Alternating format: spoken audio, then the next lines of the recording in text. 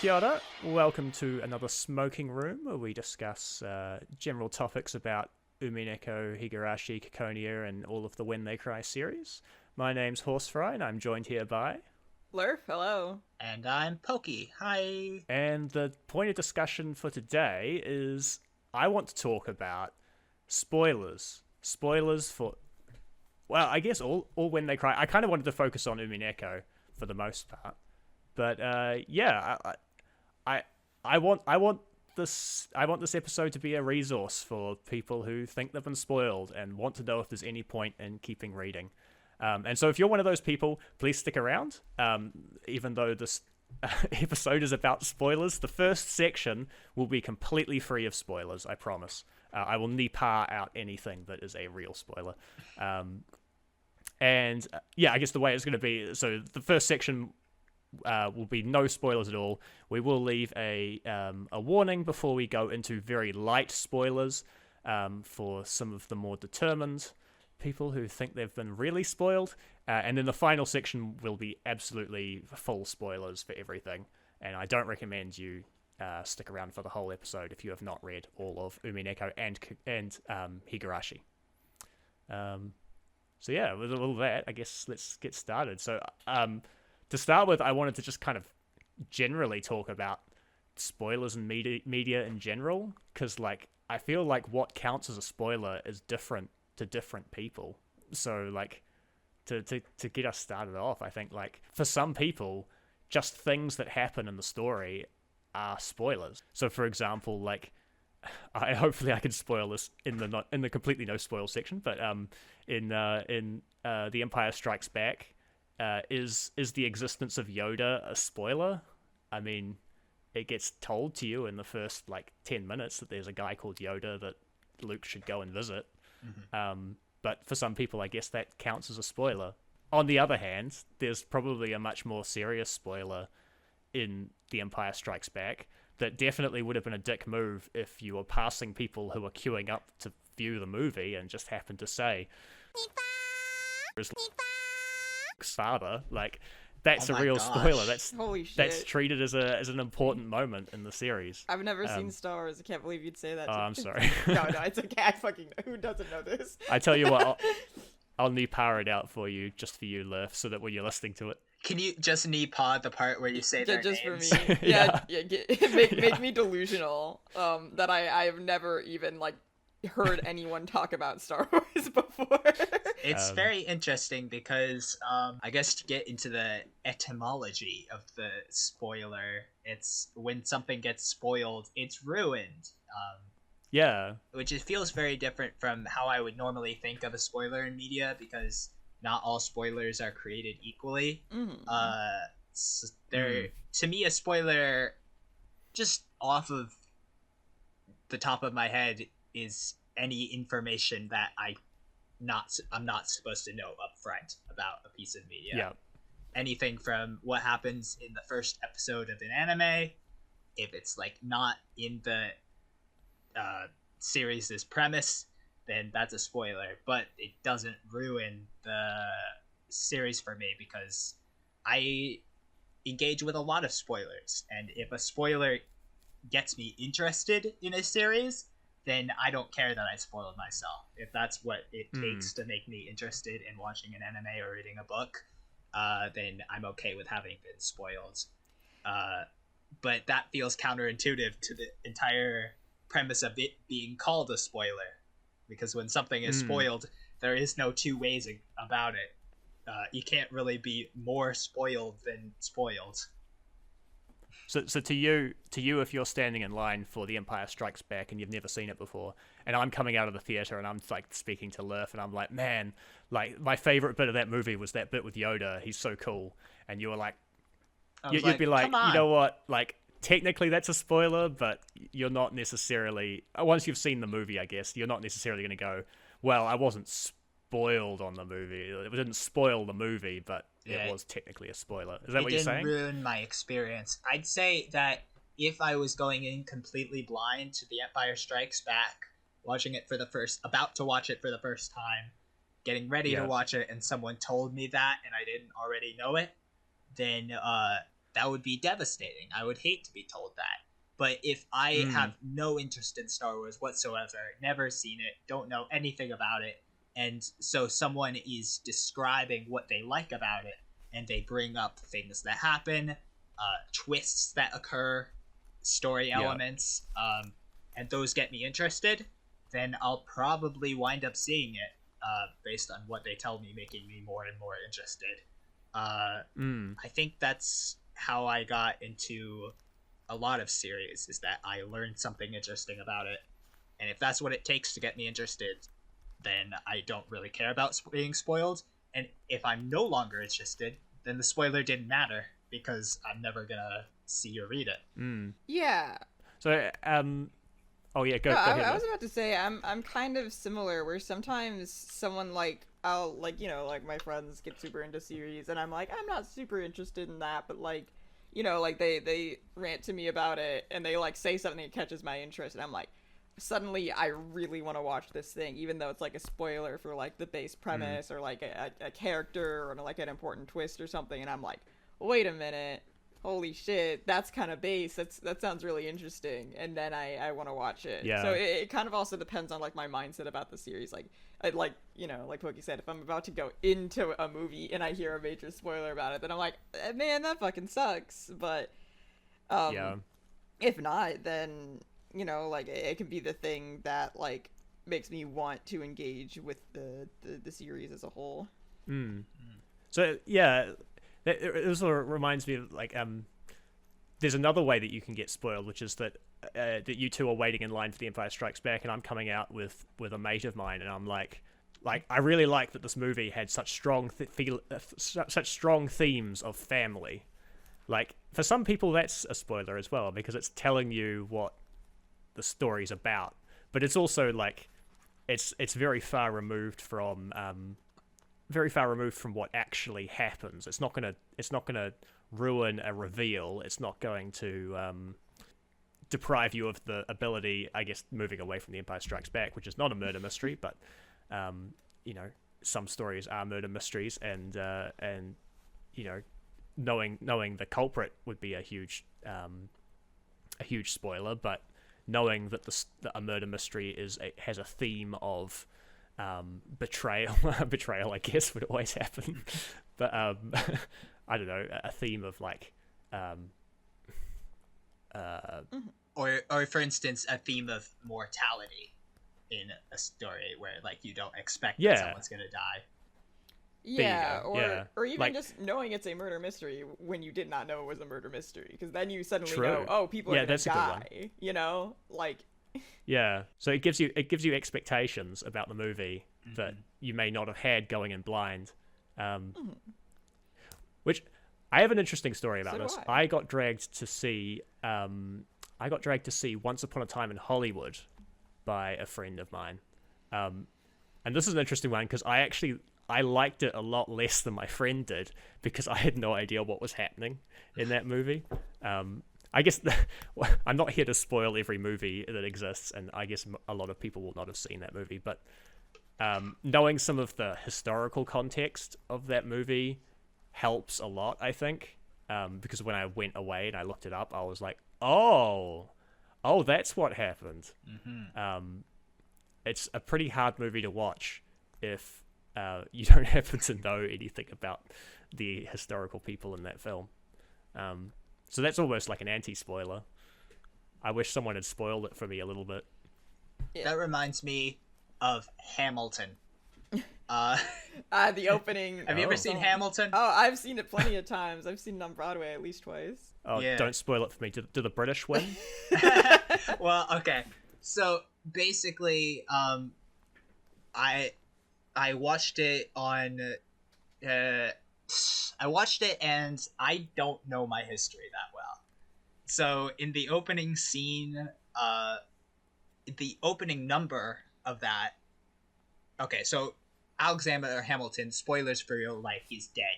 Okay, but in the opening song to Hamilton, there's a line where a character says, "And I'm the damn fool that shot him." So it's like, oh, he died in a shooting. Wow, I didn't know that. But in musicals, all the time people play different characters on screen. It happens in Hamilton. So I lost track of who said that line and what character they were referring to. So when real life hits and Aaron Burr is the one who shoots Hamilton, just like in real life, I'm like, whoa, I never saw that coming. And it makes, they like turned a real life murder into an interesting, compelling story because of the way those characters intertwined throughout the way they retold history. So I don't know. I don't know if there's a point to what me saying this, but like you can be surprised. It can be surprising just how much a surprise can help make you like a story that much more when something comes out of nowhere and you're like, "Whoa, that happened?" Yeah, like and I'm not gonna say a single specific thing here, but like pretty much like episode before like stuff kind of like starts getting kind of clear to me, I got spoiled for the culprit of Umineko. I was still surprised. And I won't say the specifics on how that happened, but I was surprised, even though I knew. So, like, if that's you ever get anything, spoiled and then forget about it? No, I didn't forget about it. I knew full well. There was just stuff about it that I didn't know. And I can tell you guys after the cast or when we get to the full spoiler section, but it was really funny. And I've talked about it on the podcast before, but for people who don't know, people don't know. But in terms of a spoiler thing that I can kind of talk about, I did have a recent experience where I went to go see the first 3 episodes of Dandadan in theaters. I went with a friend, and we both had no clue what Dandadan was about. We just knew it was a popular manga series that was getting adapted, and they had like a special screening of the first 3 episodes and an interview with like the creator and some of the voice actors and stuff. But the issue was they put the interview at the start of the movie. And so they told us pretty much like exactly what was going to happen in terms of the main conflict, what the characters were like the genre of the show, like the kind of things that happen, like little clips from the thing. And we were both sitting there like we were trying to like cover up the subtitles because like we didn't want to know. And we were both like, we really wish like they put the interview at the end of the viewing because of that, because we both went in like 100% blind. Like we were really curious to find out what it was, and it felt like, oh shit, we just got spoiled for the fact that and I guess like after watching it I wouldn't really consider it spoilers, but it felt like it in the moment. And then I watched it and it was like, oh, I kind of like know what's gonna happen. But we got spoiled for the fact that main character loses his dick and balls. And we were like, oh no. And like, to be fair, if I had heard that without knowing anything about Dandadan and I had no intention of watching Dandadan, it would have made me want to watch Dandadan and be like, wait, the conflict is the main character who loses his dick and balls and he needs to get them back from a ghost? That's crazy. What have you done with my dick and balls, Ghost? Dude, no, it's a compelling story. It's really good. Like, if you have not watched or read Dandadan, go do it. It's airing right now. And I binge read the manga after I watched the first 3 episodes. It's really good. All 180 chapters of it is crazy.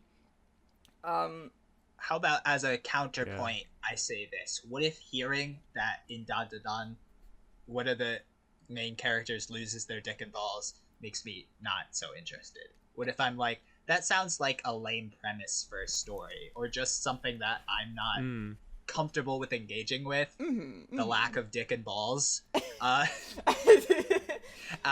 Like, how do you handle something like that as a fan of a piece of media? That's to say, also oh something. No, it's not that serious, or oh, it is serious, but I think you should still engage with it. See, that's something I actually struggled with recently when doing a presentation in my class. I was doing a film analysis of the Disappearance movie, and people got really turned off by the fact it was an anime, and there were some fan servicey elements in just Haruhi the series in general.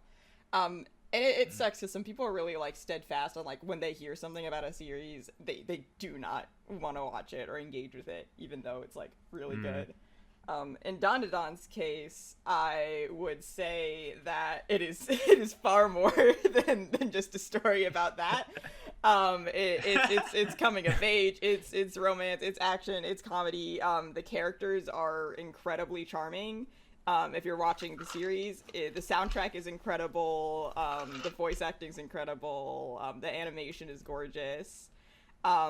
It's just a fun series about, like, friends, pretty much. It's about friendship and, like, growing to, like, not only be comfortable with yourself, but, like, also learn other people can, like, Also love be you. comfortable with your lack of dick and balls. I mean, they do go hunting for it. But, like, it's not, like, really, like, a mainstay of the series. It's used for, like, gags sometimes, but, like, we never, like, see him with his pants down. Like, it's not, like, a sexual show, despite the fact that that's the conflict.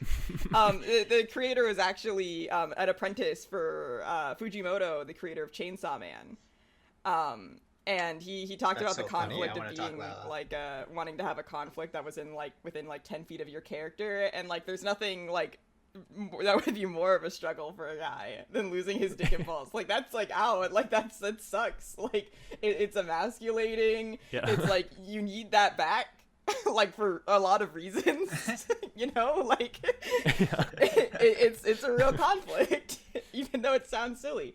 So I would honestly just say, like, give it a chance, like, watch the first 3 episodes. Like, like, I feel like I feel very strongly of, like, if you hear something about the series and you suddenly form a strong opinion about it because of something you've heard, but you haven't seen the series, watch the series, because you shouldn't have an opinion on something, especially a strong one, if you haven't seen it yourself. Like, I feel that way about Attack on Titan. Like, everyone calls Attack on Titan a piece of fascist media, even though it's the least fascist thing I've ever seen. And pretty much everyone I talk about who says that, I'm like, have you watched Attack on Titan? They're like, no, because I heard it's fascist. And I'm like, watch it. I have I heard that heard about Watch. that it has problematic the creator has problematic, like, views, but I had already decided that I'm not that interested in Attack on Titan before hearing that. Yeah, that's fair. Like, I can never convince anyone to, like, watch something if they really don't want to watch it. But, like, Attack on Titan's main message is, if your government is corrupt, you should overthrow it. And also, war is terrible and oppression is terrible, and you shouldn't hate people because of, like, their history.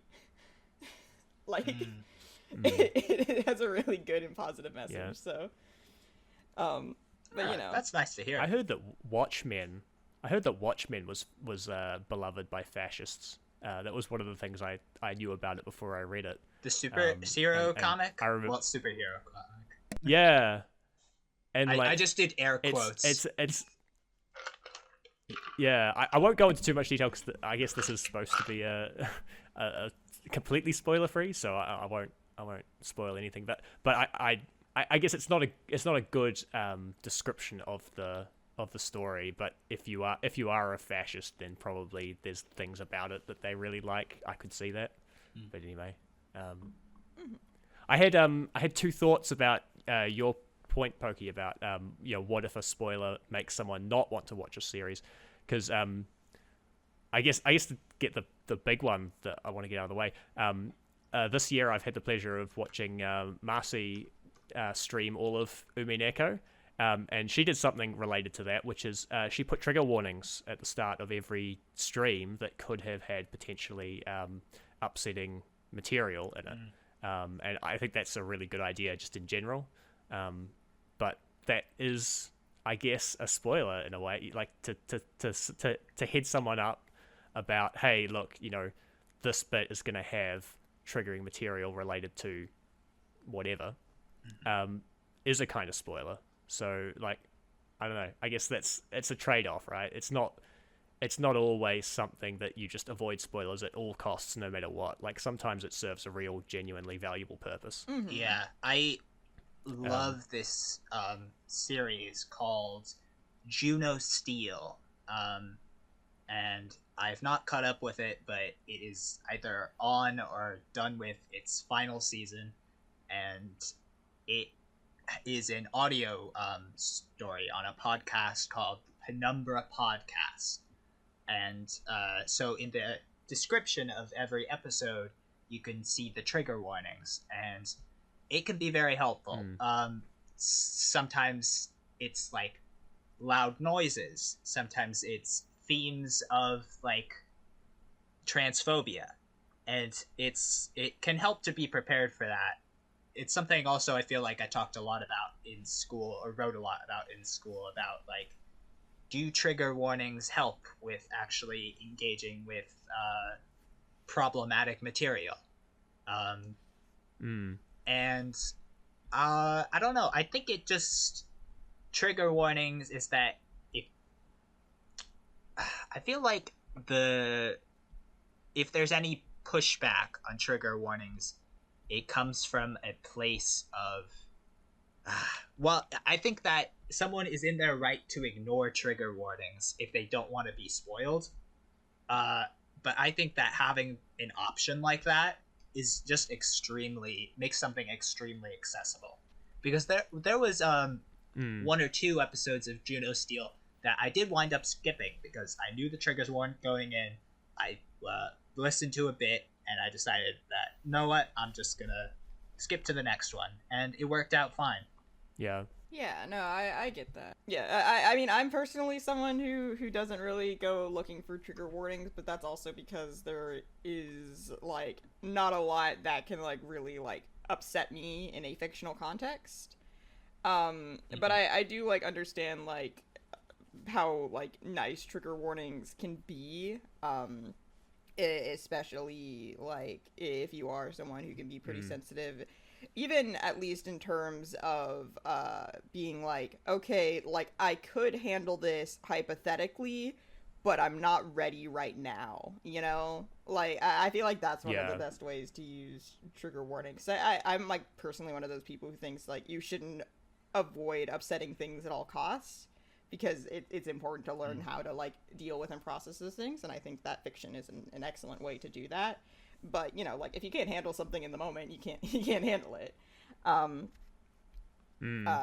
But, like, it can also, like, it's a conflicting thing, because, like, there are some things where, like, I would really like to, like, be like, hey, so, like, this thing happens to this piece of media, but sometimes the trigger itself is a major spoiler. So I feel like it's a case-by-case basis on, like, especially if I'm, like, recommending it to someone. Do I think they can handle this? Like, do I know they can handle this? Or should I warn them even though it risks spoiling a story element for them? And even then, is it also so bad and so, like, overtly portrayed in the media that it justifies a trigger warning? That's also, like, an aspect of it, because sometimes things can be, like, present in a story without being explicit or overt, and you probably, like, may not even notice it until someone brings it up as something you should be, like, looking out for. And that can also create anxiety of, like, oh god, when is this thing going to show up, you know? Even though, like, it may even just be, like, a brief thing, like, oh, like, there's, like, a brief, like, mention of, like, you know, like, sexual assault or something like that in a piece of media, and then people dread it when watching the media, you know, and it, like, takes them out of the experience because they're thinking about it. So I feel like spoilers in media are, like, a really nuanced topic. Yeah, like what you were talking about with your presentation about, like, if people know that there's going to be fan service, they're going to be, like, dreading it every second, like, oh geez, fan service could be around the corner any second now. Yeah. Then again, getting blindsided with fan service when you're watching something is also an unpleasant experience. Sometimes. So I mean, it depends on the kind of person you are also, but and the age of the characters. Sometimes people get blindsided by fan service. They're like, "Whoa, let's fucking go!" You know, like they're so pumped about it. Were you cheering just now? You kind of cut out. Yeah, I went way too high. My recording picked it up though. So. But yeah. I did want to touch on. Actually, you know what? You sounded like you had other thoughts about the same subject, Torres, right? Oh, I just remembered. I said I had two things to say. The second one's not very big. It's just like, wait, what even was it about? whether a spoiler would stop you from watching. Yeah, I guess we've covered it, which is just that you don't want to have people avoid things. Like sometimes being surprised by something you weren't expecting and wouldn't have voluntarily wanted to experience is a good thing, because it might open you up to something you didn't realize that you'd like appreciate in a story. Yeah, because some people like hear about triggers. They're like, I'll never watch this thing ever. When like in reality, like it might do you some good to engage with that media. You might actually really like appreciate it in the way it's handled. But like another thing, a lot of people hear like, oh, this terrible thing happens in a story, and I feel like a lot of them like dread it in a sense that like they also don't expect it to be handled well and with tact. And that can also, like, because they're so used to it not being, like, they're so used to it just being, like, egregious or, like, like, really, like, hard to stomach. When, like, some pieces of media handle it gracefully. Yeah. Triggers, I think, are like you said, a nuanced topic. Yeah. I would never fault anyone for saying, look, if a story has this topic, I will never watch it, period. Like, that's absolutely anybody's prerogative. No, yeah, like... It's just you gotta look after yourself, and I think that's fair. I was meaning more in terms of there are themes in the story that, for reasons other than a traumatic experience, people might go, if I spoiled that, they might go, okay, well if it's got that in it, I don't want to watch it because that's like that. Without getting into details, there are topics that people hear about and they go, I don't ever want to see that, so I'm just not going to experience the story. And I think they are missing out in that case. It's kind of it does make me think about times where I've kind of called upon spoilers to try and re-engage interest with someone who's lost interest in a piece of media. We were mentioning Chainsaw Man earlier. Not so coincidentally, maybe a story where a character has lost at least one ball. And so there was a person who was watching the anime. So like when I was watching the anime as it came out, I got so interested that between one episode releasing and another episode releasing, I finished all of part 1 of Chainsaw Man, and I loved it, like, over the course of 2 nights. And it was probably disastrous for my health, but I really loved the story. And so there was someone who had been trying to get in the anime, but really didn't like Denji, the main character of Chainsaw Man, because he's very shallow. And so, he is a 16-year-old who really wants to have sex one day. That's gosh, how unrealistic. How unrealistic. But basically, like, he's I wouldn't describe him as a pervy anime character, but he does want to touch a boob. And that's one of his motivations, is to be able to touch a boob. And so a character is like, I don't like Denji, he's too shallow. And I'm like thinking about this, and I'm like, how do I explain where the story is going in a not so spoilery way to understand why this is happening? And what I landed on is that Chainsaw Man is in part about a 16-year-old who quickly finds his way shooting up the hierarchy of needs, where he's lacking for everything, and then one day he's lacking for nothing, and he's trying to find out what to do with his life and what he actually wants. And so sometimes, like, explaining more about a story can help drive interest, or sometimes it can just turn people off. Yeah, and like, it can honestly be, like, a little frustrating when, like, you're trying, like, so hard to convince someone, like, hey, this piece of media that I like, it's really good, and I really think you would like it, and they're just completely turned off by, like, everything you say, because they don't, like, have the context to, like, know. They just, like, know the stuff they know about it, and they're like, no, I'm not, like, really interested. And then sometimes even you're explaining, they're like, no, because, like, I just don't think it's gonna, like, be something I like. Even sometimes, even if you know it's something they would like, like, I've had that experience a lot, and it gets frustrating.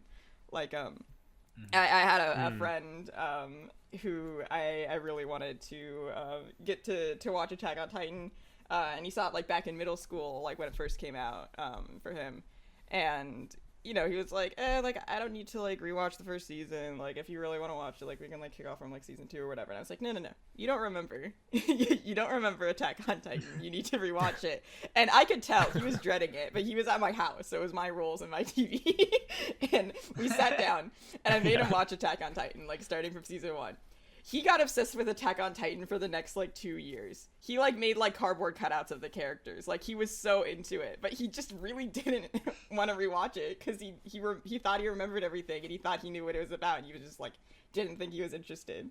So like sometimes you know your friends better than they know themselves. Yeah. You know, like sometimes, you know, dear viewer, if you're listening, there's a media where you're like, I don't really feel like watching it, even though it gets all this praise. Watch it. Try it. There's probably a reason. There's probably a reason. Like I didn't want to watch Owl House for the longest time. And even if you don't like it, you'll probably find out a reason why you don't like it, and then you'll have an excuse. Right? Yeah. Obviously, people are in their own right to say no. I don't want to watch a thing, and it's tough. It's tough as a fan of a piece of media to respect that. Not just just like how we have to respect how people feel about spoilers and not spoiling things based on their sensibilities. There's also a line you have to cross where eventually you just have to say, no, I can't convince this person. They're just not going to be interested. Yeah. I am also thinking, this is probably a topic I should have brought up way back towards the beginning of the episode. But talking about like what is a spoiler, and I guess to tap a cultural touchstone that I know Lurf will understand, I'm thinking about Homestuck right now. Oh, baby. I'm thinking about how if you like go to Homestuck and read like the synopsis of the story, it says something like a story about a boy and his friends and the game they play that actually destroys the planet. Yeah, it destroys the world. And so it destroys the world. So if you go into Homestuck knowing that the world is going to end, are you spoiled? Because that's an official plot synopsis. That's like a blurb. And the people who initially were reading Homestuck as it came out, they had no idea that's what the story was going to be about back in 2009. And it also makes me think about... well, this is quick. Netflix like episode descriptions, particularly for like shows like Survivor. The word is escaping me. Real people shows on a game show. Reality shows. Reality TV. Yeah. So reality TV. The episode descriptions always say way too much. And when you just want to learn what something is about, it can be very easy to run into spoilers. It's like how like a lot of like movie trailers these days like pretty much show you like all the big points of the movie, like to the point where I don't watch trailers anymore. Like I knew Sonic X Shadow Generations was coming out, and I heard people talking it up. I didn't see any of the spoilers for it because I didn't watch any of the trailers. I literally just like I might have seen a few screenshots. I watched Dark Beginnings. I played the game. I had a blast. I knew nothing that was coming for me, and I was great. And I went to go watch people's reactions. They're like, "Oh, this was in the trailer. This was in the trailer. This was in the trailer. Are we getting nothing that wasn't in the trailer?" And the answer was everything was in the trailer. And you know, I'm kind of like, oh, thank God. But like, you know, sometimes you need trailers to pump you up, and obviously trailers are used for advertising to get people interested, to let people know something cool is coming out. But like, even own companies kind of like ruin the experience for people. Like, the people still enjoy the game. It's a good game, and they had a lot of fun with it. But like, there was a disappointment that wouldn't have been there if they hadn't shown everything in the trailer. Yeah, I guess a classic example of like companies seeing that like, how do we get people to play a game? We have to spoil some of it because more people will want to play. So none of this is a spoiler because I know absolutely nothing about Shadow Generations, but they're like, you know, maybe if we spoil the fact that the main villain is Knuckles, that that people will want to come and buy our game. Like it says and Knuckles. I made that up. I don't know. Yeah. Maybe if we show every single stage Yeah. that you're supposed to be running through. No, yeah, because they just showed every location, every boss, everything. I went back and watched the trailers, and I was like, oh shit, they just showed the whole game pretty much. Like, just like there's a snippet from every game. Like, no one was surprised by like a stage. No one was surprised by a boss. Like, everyone could just like predict what boss was next. Right. Like, it's still a fun game. People love it. It has like a 9 on IGN. That's like crazy for a Sonic game, but it's still like dampened people's like experience and reactions to a degree that was like noticeable because they kept commenting on it. It's sort of I guess that connects back to the mystery genre, because how do you recommend a mystery story to someone with like, oh, you'll really like this Christie novel, why? Oh, can't tell you. Yeah, you'll like the trick. What's the trick? No. I didn't want to get into it right away, but I do have pulled up the original article, I guess, that Ronald Knox wrote, including the Knox's 10 Commandments about mystery novels, but there's also more to it at the beginning and end. And at the very end, Ronald Knox, legendary mystery writer, says, he says, when I was about to read one of the greatest detective novels of our time, my present collaborator, which I guess means co-writer, said to me, I wonder if you will think it fair. No more than that. And I, greatly to be pitied, solved the problem at the first sentence. Oh. Wow. It is sad. Knox ending his, like, very esteemed article by talking about the time where he was spoiled. Yeah, in the most innocent way possible. Mm-hmm. But I guess with great minds like that, it doesn't take much. Yeah. I have one last little story about made up story about The Empire Strikes Back to spark one last discussion, unless you guys have more on the present discussion. No, I think. But there's one more thing I want to talk about that I think is pretty important for setting the stage for Umineko. Yes. So you two are in the line for The Empire Strikes Back. You've never seen it before, and I come out with my friend, and just to troll everybody, I'm like, man, I can't believe Yoda was Luke's cousin all along.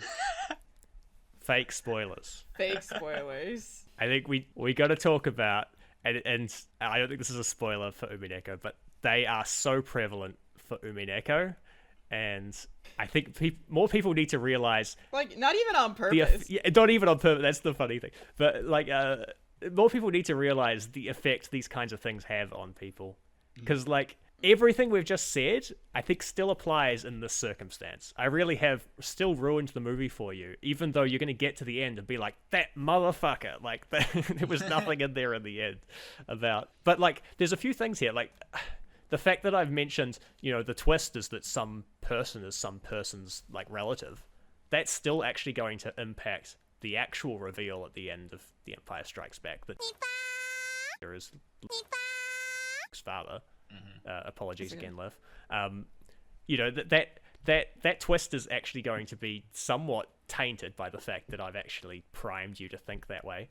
But also, you're gonna be thinking about things that aren't important while Yoda's on screen. You're gonna be interpreting things in a way that isn't correct and is completely artificial while Yoda's on screen. You're gonna be like, oh man, like that bit where he waved his hand in that particular way, that's so like a cousin. And then you'll get to the end, you'll be like, I guess it was nothing to do with cousins whatsoever. I'm probably talking too much. Fake spoilers, what do you guys think? I think that it's a very interesting debate, and it's Star Wars in particular, it's interesting because did you know that when they were originally recording The Empire Strikes Back, and I'm not an expert on this, but during the scene where Darth Vader makes a grand reveal to Luke, the actor who was playing Darth Vader, like with the suit, not the person who actually voices Darth Vader, whose name is escaping me, he said the line... James Earl Jones. Yeah, well, so the line during when they were performing was, Luke says, "You killed my father," or he told me you killed my father. And then Darth Vader goes, no, Ben Kenobi killed your father. So in the studio, they gave a fake spoiler, and then they pulled Mark Hamill aside and said, like, okay, so the actual line, just so you know for your acting, the actual line is going to be this. I know, this person knows, now you know, so if it leaks, we know it's you. Yeah.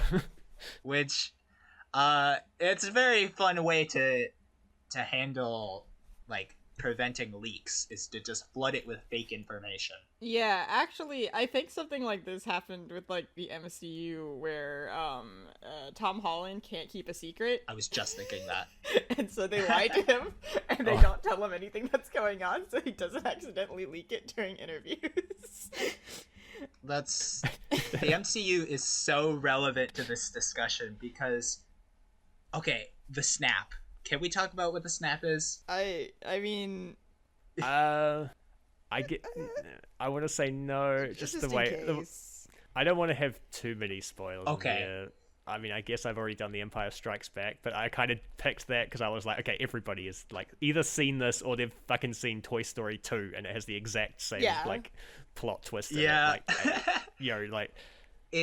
I feel like MCU might still be something where people haven't seen it. It's still relevant. So I'm not gonna name any movie titles.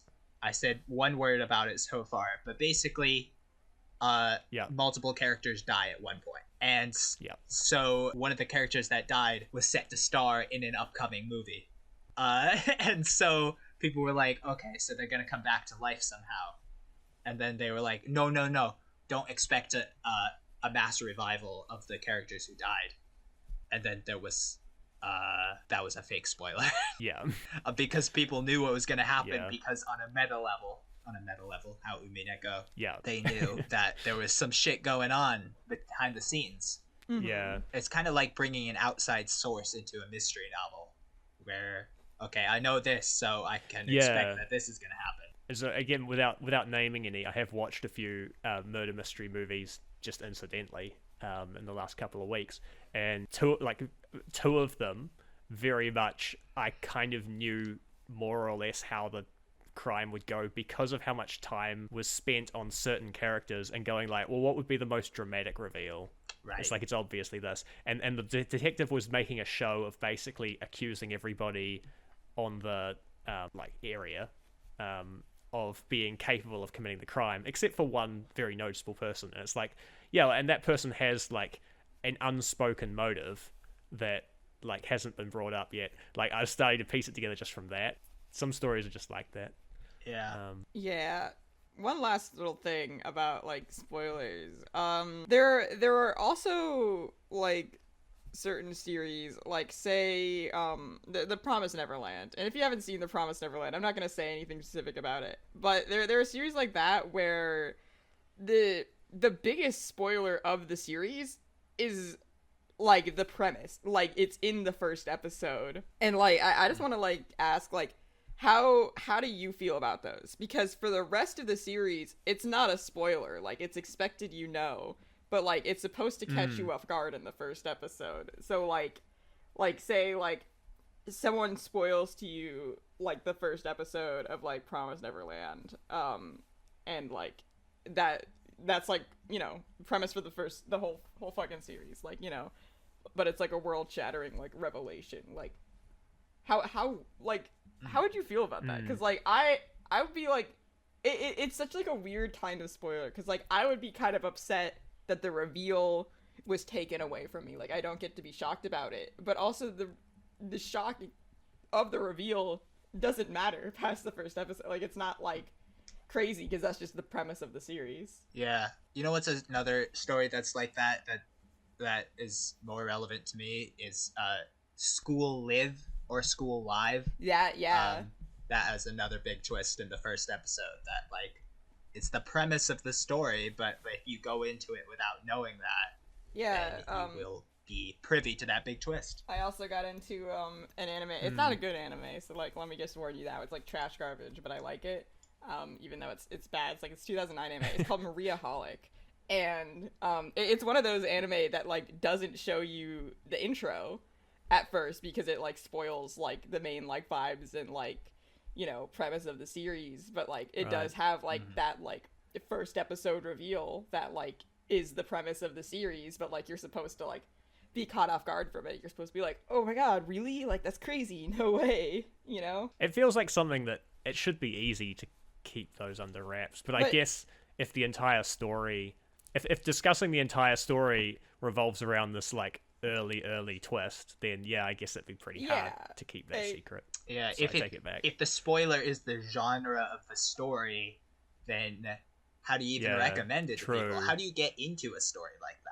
Like, right, like if you're going into that hooks you, like if you're going in, you're like, oh, this looks like a nice slice of life, like romance, and all of a sudden you're like, actually, no, it's a supernatural thriller.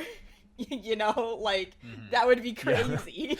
Yeah. But it's also like that's the whole series. Like everyone online would only be talking about that portion of the series because it's like the majority of it. And if you got into it thinking that it would be a slice of life, and you got to that twist and it's suddenly a genre that maybe you don't like, well, then that results in nothing. Then you just don't watch it. Right. And but, even like, getting to that twist and finding out it's a different genre, does the interest maintain, or do you have to be ready for a twist like that? Does a specific audience member type have to be someone who's and actually on the other end of that, it reminds me of a show I recently got into called Oshinoko.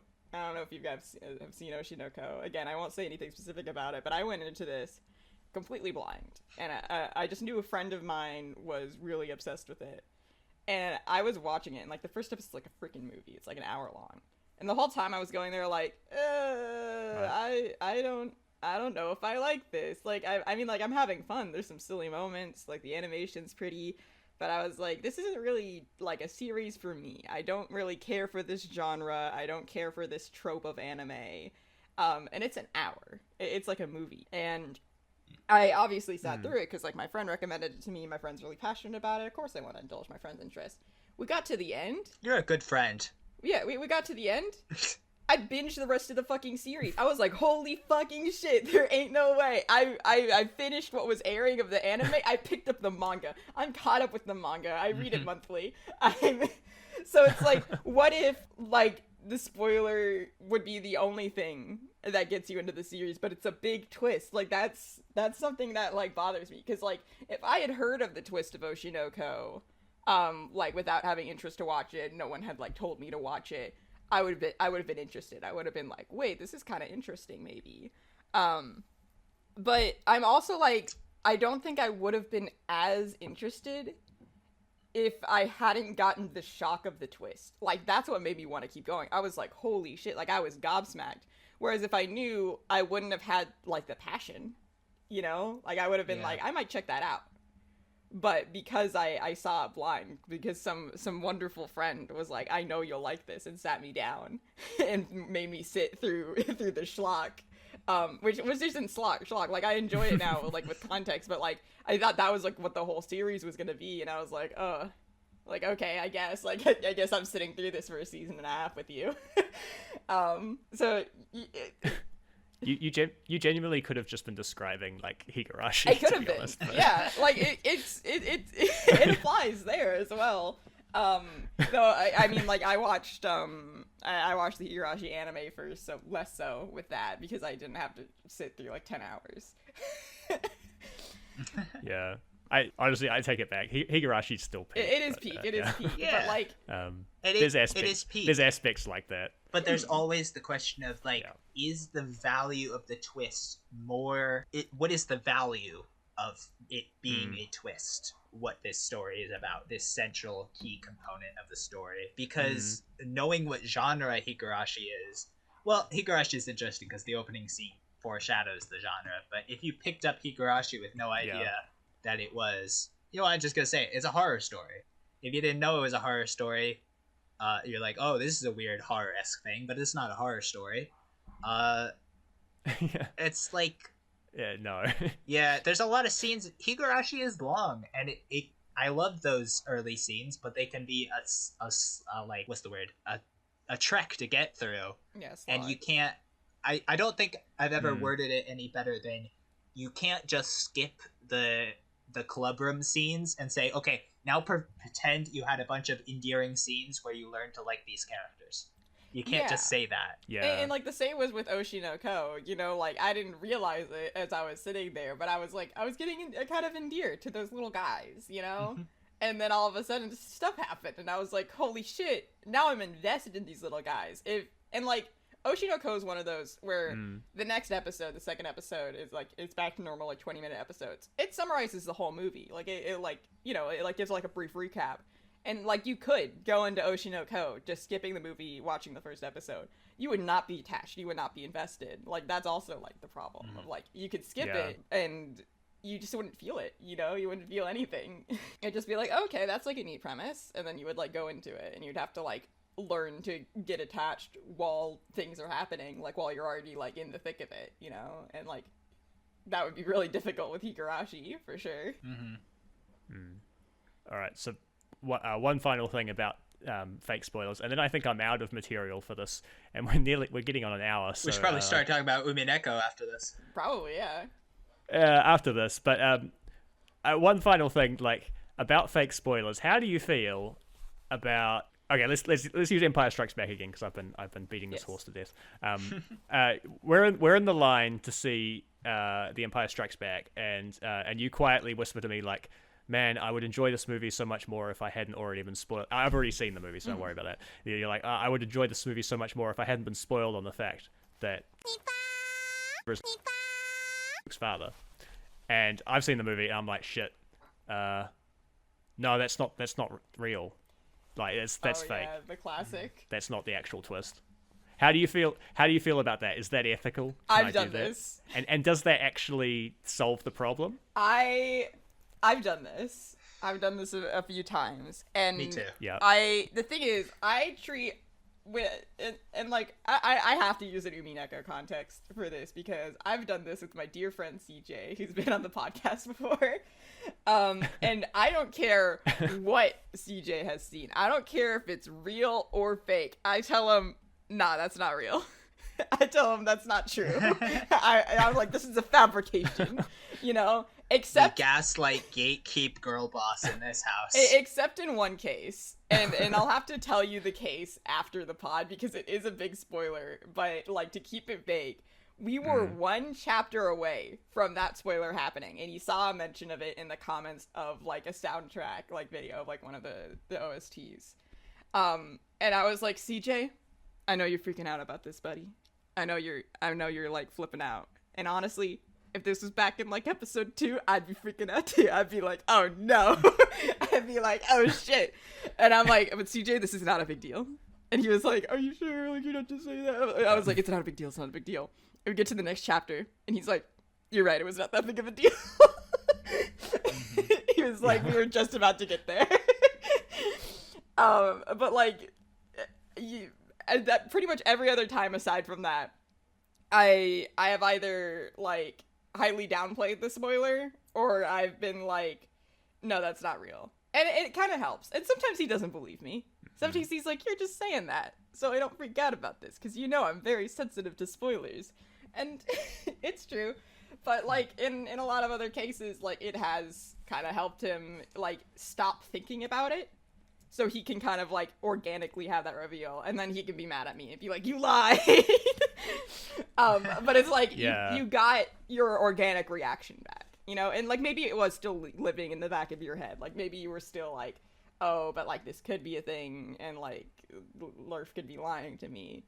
But, like, on the other hand, like, you know, if I'm treating all spoilers the same, you know, if I'm telling you, like, the same thing for each one, you know, like, it gets less intense. I feel like really only confirm a spoiler if, you know, like, it's not the biggest deal in the world if it's revealed, like, in the sense of, like, hope. You, like, basically, like, you know, like, with the first episode twist spoilers, you know, where it's like, oh, I heard the stories about this, I got, like, the first episode twist spoiler for me, and you could be like, yeah, that sucks, but, like, you have the whole rest of the series, you know, like, and in the case of Umineko, yeah, it sucks he got spoiled, but there's so much of Umineko, like, that's just, like, a drop in the bucket, you know,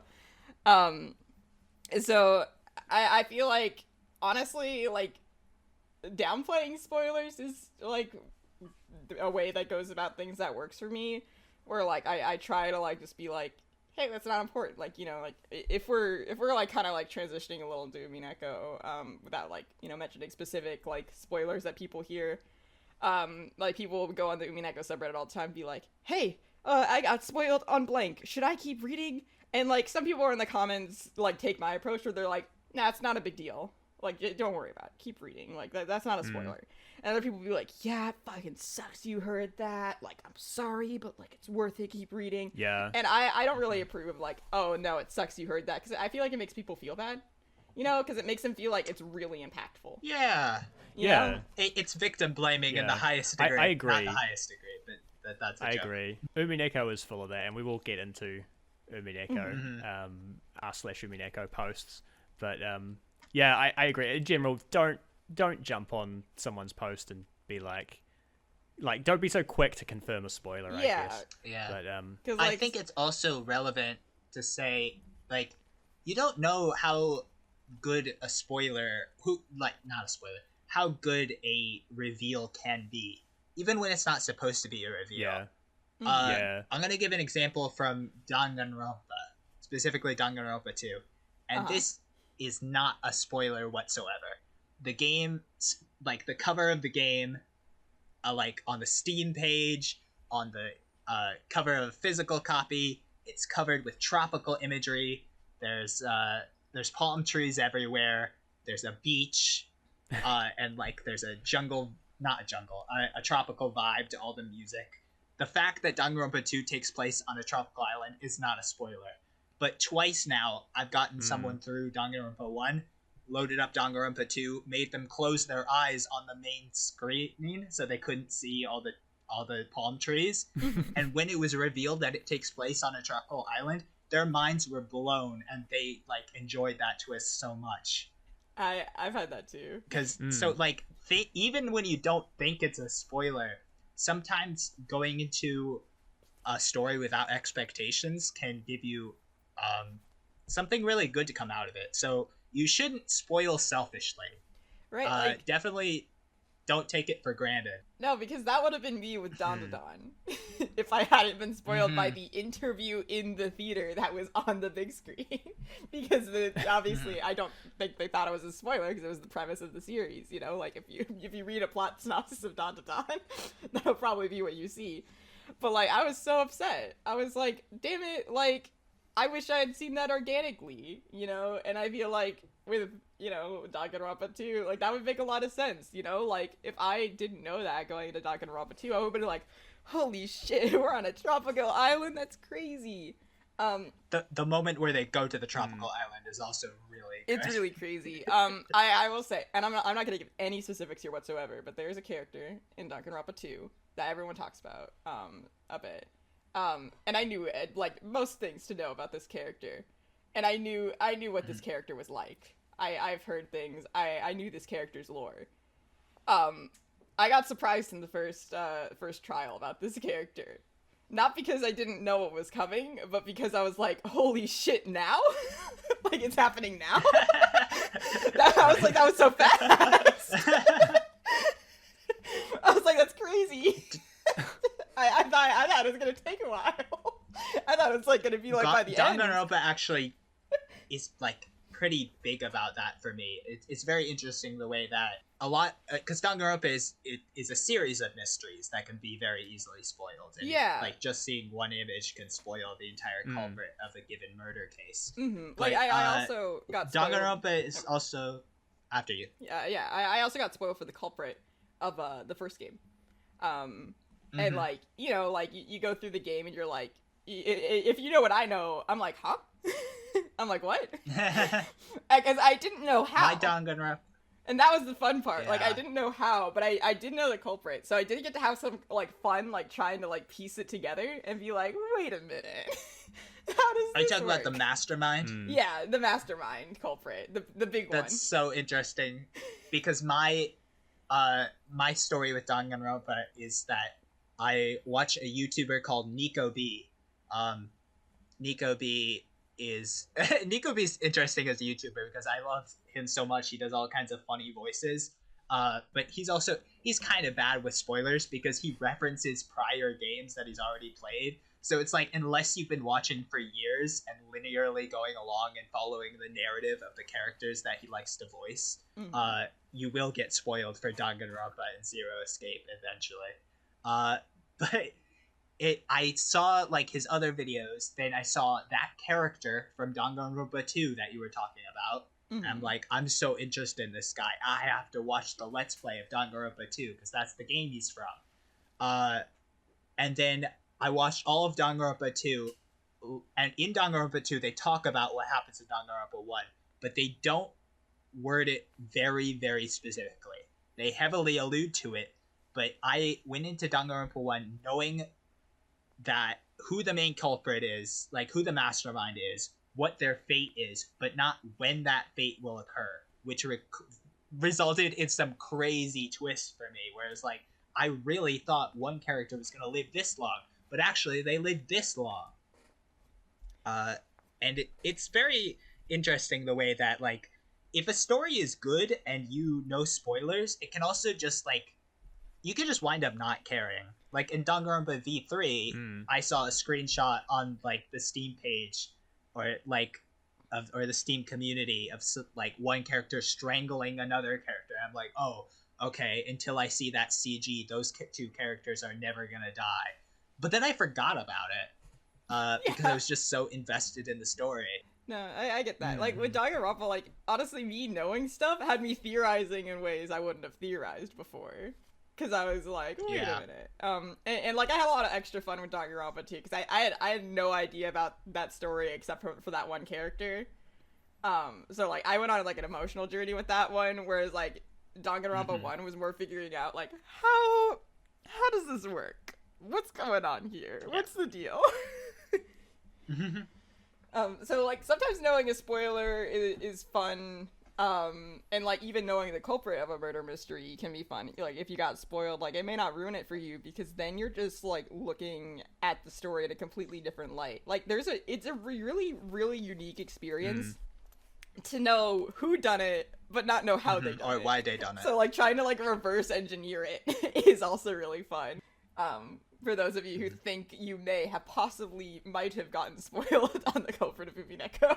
Yeah, as I say, Umineko, like even in the worst case that you think even if you're correct that you've been like spoiled of everything, like the reread of Umineko is like one of my like favorite experiences ever too. of rereading media. Like it's still worth it even in the absolute worst possible case. Yeah, like what's that gag we always talk about? Like after you finish Umineko 1, you unlock Umineko 2, which was just a reread of Umineko but funnier and sadder. Well, that's funny because you get to enjoy a story twice. The first time you enjoy it, and the second time you tear its guts out. Yeah, exactly. Yeah. But yeah. All right. So I have one last thing just about fake spoilers, and then it sounds like we're ready to move on to just talking about Umineko in general terms. So the only fake spoiler thing I want to say is like you know, I think we made a good case that, you know, it can, if done responsibly, you know, you can lead people off the path to you know, less enjoyment, but I also think like you got to do it responsibly. Like lying to somebody just so that they have a better experience in a with media is not always a good idea, and you do have to consider, you know, that people trust you, and lying's kind of not a good thing to do. Yeah. So I try to avoid it myself, but I can see all sides of that, and you kind of just have to do what feels best at the time. It also depends on like the person, like especially like if you're like doing it with a friend. Like I know like CJ like appreciates me doing everything I can to hide spoilers from him, and if he thinks he's spoiled, like he appreciates like even like the idea that he may not have been spoiled because like he cares so much about spoilers. Like like one time I was DMing Waterdeep Dragon Heist, and he looked up something. He found something online that he thought was a spoiler for Dragon Heist. It had no connection to the campaign, and he was like holding off, and he was like, "Oh no, like Liv's gonna be so mad I ruined the campaign," and he like told me about it. He's like, "I think I got a spoiler for Dragon Heist." I was like, "Dude, this has nothing to do with anything. Like, sir, stop. Like, calm down." And it didn't. It really didn't. But like, you know, it's like one of those things where I'm like, he needs to at least like have the idea in his head that like it might be not real. It may not be a real spoiler because it'll help soothe him, because otherwise he just has like bad anxiety about it, and he's like, oh no. D&D is a whole other thing. If that happened to me, I would be like, you know what, that isn't what happens in Dragon Heist, but it is now. That would have been really just funny. include it somehow. That's so funny. I would find some way to reference it in the actual story. It was something to do with mummies, which like was kind of funny because like I had like put in a fabricated plotline connected to his character's backstory, because like backstories, like he was sick with like mummy rot for like a really long time until his warlock patron saved him, and so like that kind of stuff was like, it was like a fear of his character, but it also had like connections back to his dad. So like I was like having like fucking like shipments of stuff like going on in Waterdeep, because I like to connect my characters' backstories to stuff, even if it's a module. So like he thought this one thing was actually happening in like Waterdeep, like that's how seamlessly that I integrated it, and I was like, oh no, that one thing that you read about on the D&D wiki, don't even worry about it. That has nothing to do with nothing. Yeah. That is a badass backstory. I might steal that. No, it was fun. I can tell you about his character. It's one of my favorite characters I've ever DM'd for. But I won't get into that here because we're already an hour in. We got to talk about Umineko. Yeah. Yes. All right. So yeah, I guess the last bit of this first section, which is now approaching an hour 10 minutes. I just wanted to talk about. Can we all if we all just take like I guess a minute to like pitch to somebody like, you should keep reading. I assume we're all going to be on the same page. You should keep reading Umineko to some hypothetical person who thinks they've been spoiled, and they may or may not be correct. I don't care if you got every, like, big reveal from each episode of Umineko fucking, like, thrown in your face and you know things. You don't know everything about Umineko. Because, like, say, like, each big reveal is, like, an hour in Umineko. Each episode of Umineko is, like, 20 hours long. You have 8 hours of spoilers. Umineko's 200 hours long. Like, yeah. you don't know shit, honestly. Like, no matter how big you think the spoiler is, like, just think about, like, the scope of Umineko, and you'll realize, in the grand scheme of things, you know nothing. So keep reading. I think my pitch would be, if you think you've been spoiled, and like whether or not the spoiler is actually accurate, there's a decent chance it's not accurate. I guarantee there's more to the story. If you're interested in the premise, then you will probably like it. If you're interested in any of the characters, then you'll probably like following their story. And Umineko goes so much deeper than just its mystery. It is a mystery story, but there's also all kinds of narratives. There's like character dynamics that get explored. And even if you know who the culprit is, there's so much more to Umineko to enjoy. Like, not even just in terms of numbers, just in terms of, like, there's other things about it that you will like. And you'll probably still like the mystery even if you know who the culprit is. And I challenge you to, if you think you know who the culprit is, you have like two options. Either try to forget it and work without any assumptions, or I challenge you to try and think actively as you read it about, okay, if this character I think is the culprit, why did they do it? How did they do it? What is the purpose of the story? Like, how does this make sense for their character? Does it make sense for their character? And if it doesn't make sense for their character, might be a fake spoiler, might not be the real culprit. Right, like, actively thinking about Umineko while reading it, if you think you've been spoiled for the culprit, is also an excellent way to see whether you were actually spoiled or not. Because if you realize, oh wait, this makes no fucking sense, like, both, like, mechanically and, like, emotionally and just, like, in every way, you're like, none of this is adding up. Like, 2 + 2 does not equal 76. Like... Yeah, that could also be like a situation you're in. All right, I guess. So I guess my pitch would be, if you think you've been spoiled but you're not sure, then you haven't really been spoiled on Umineko. Like, I guess like Pokey said, you need to know how and why, and if you don't know those, then you're kind of still at square one anyway. And it could be wrong. So like, yeah. And also, I mean, we talked about, you know, if you were going into The Empire Strikes Back and you know, someone said like that Yoda is a great character, and you didn't know that Yoda was a character, you know, like, you have no way of knowing how impactful that reveal would have been. And as it happens, like, Ben Kenobi just tells Luke, go meet Yoda at Dagobah, and then he does, and you know, there wasn't really a spoiler there. And there's lots of stuff like that in Umineko. I've seen so many people be like, "Oh my god, I saw this character." Actually, let me just blanket this. If the spoiler that you think you've seen is that you've seen a character that didn't show up yet, like that's like not important. Just keep reading, because like all of that stuff will just happen in the story, and like it won't make sense before it happens, and then when it does happen, you know, the extra knowledge won't have helped you. So, right, like, also, like, yeah, characters appear in stories like all the time. yeah.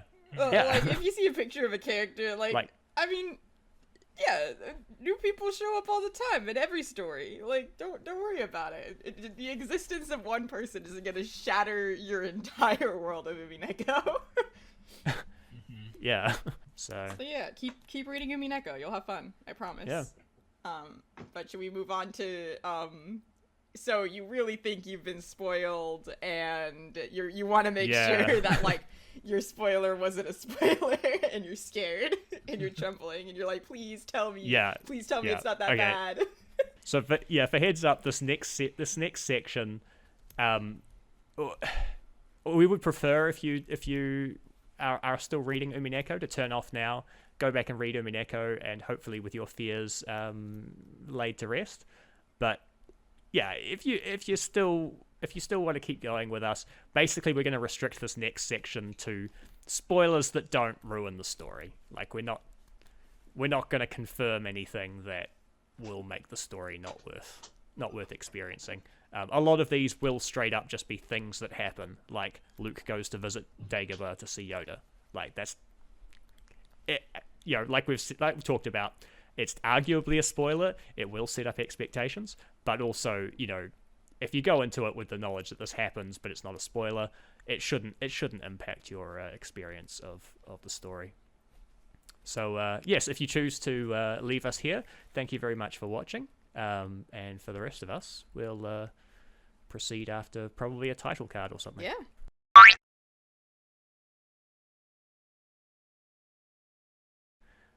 All right. So, I mean, does anyone have anything they want to start with? I've got a few ideas. You've heard a character is indeed the culprit. Yeah. And you've seen someone talk about a character and they put Triss or Trice at the end of the name. Are you spoiled? No. Like, the only characters that don't have Trice at the end of their name as a theory about they killed everybody are the characters that, like, it's too hard to make that sound work. I've never heard Hideyoshi Triss, but that's just because it's too hard to say. It doesn't roll off the tongue. It doesn't. It's not as funny.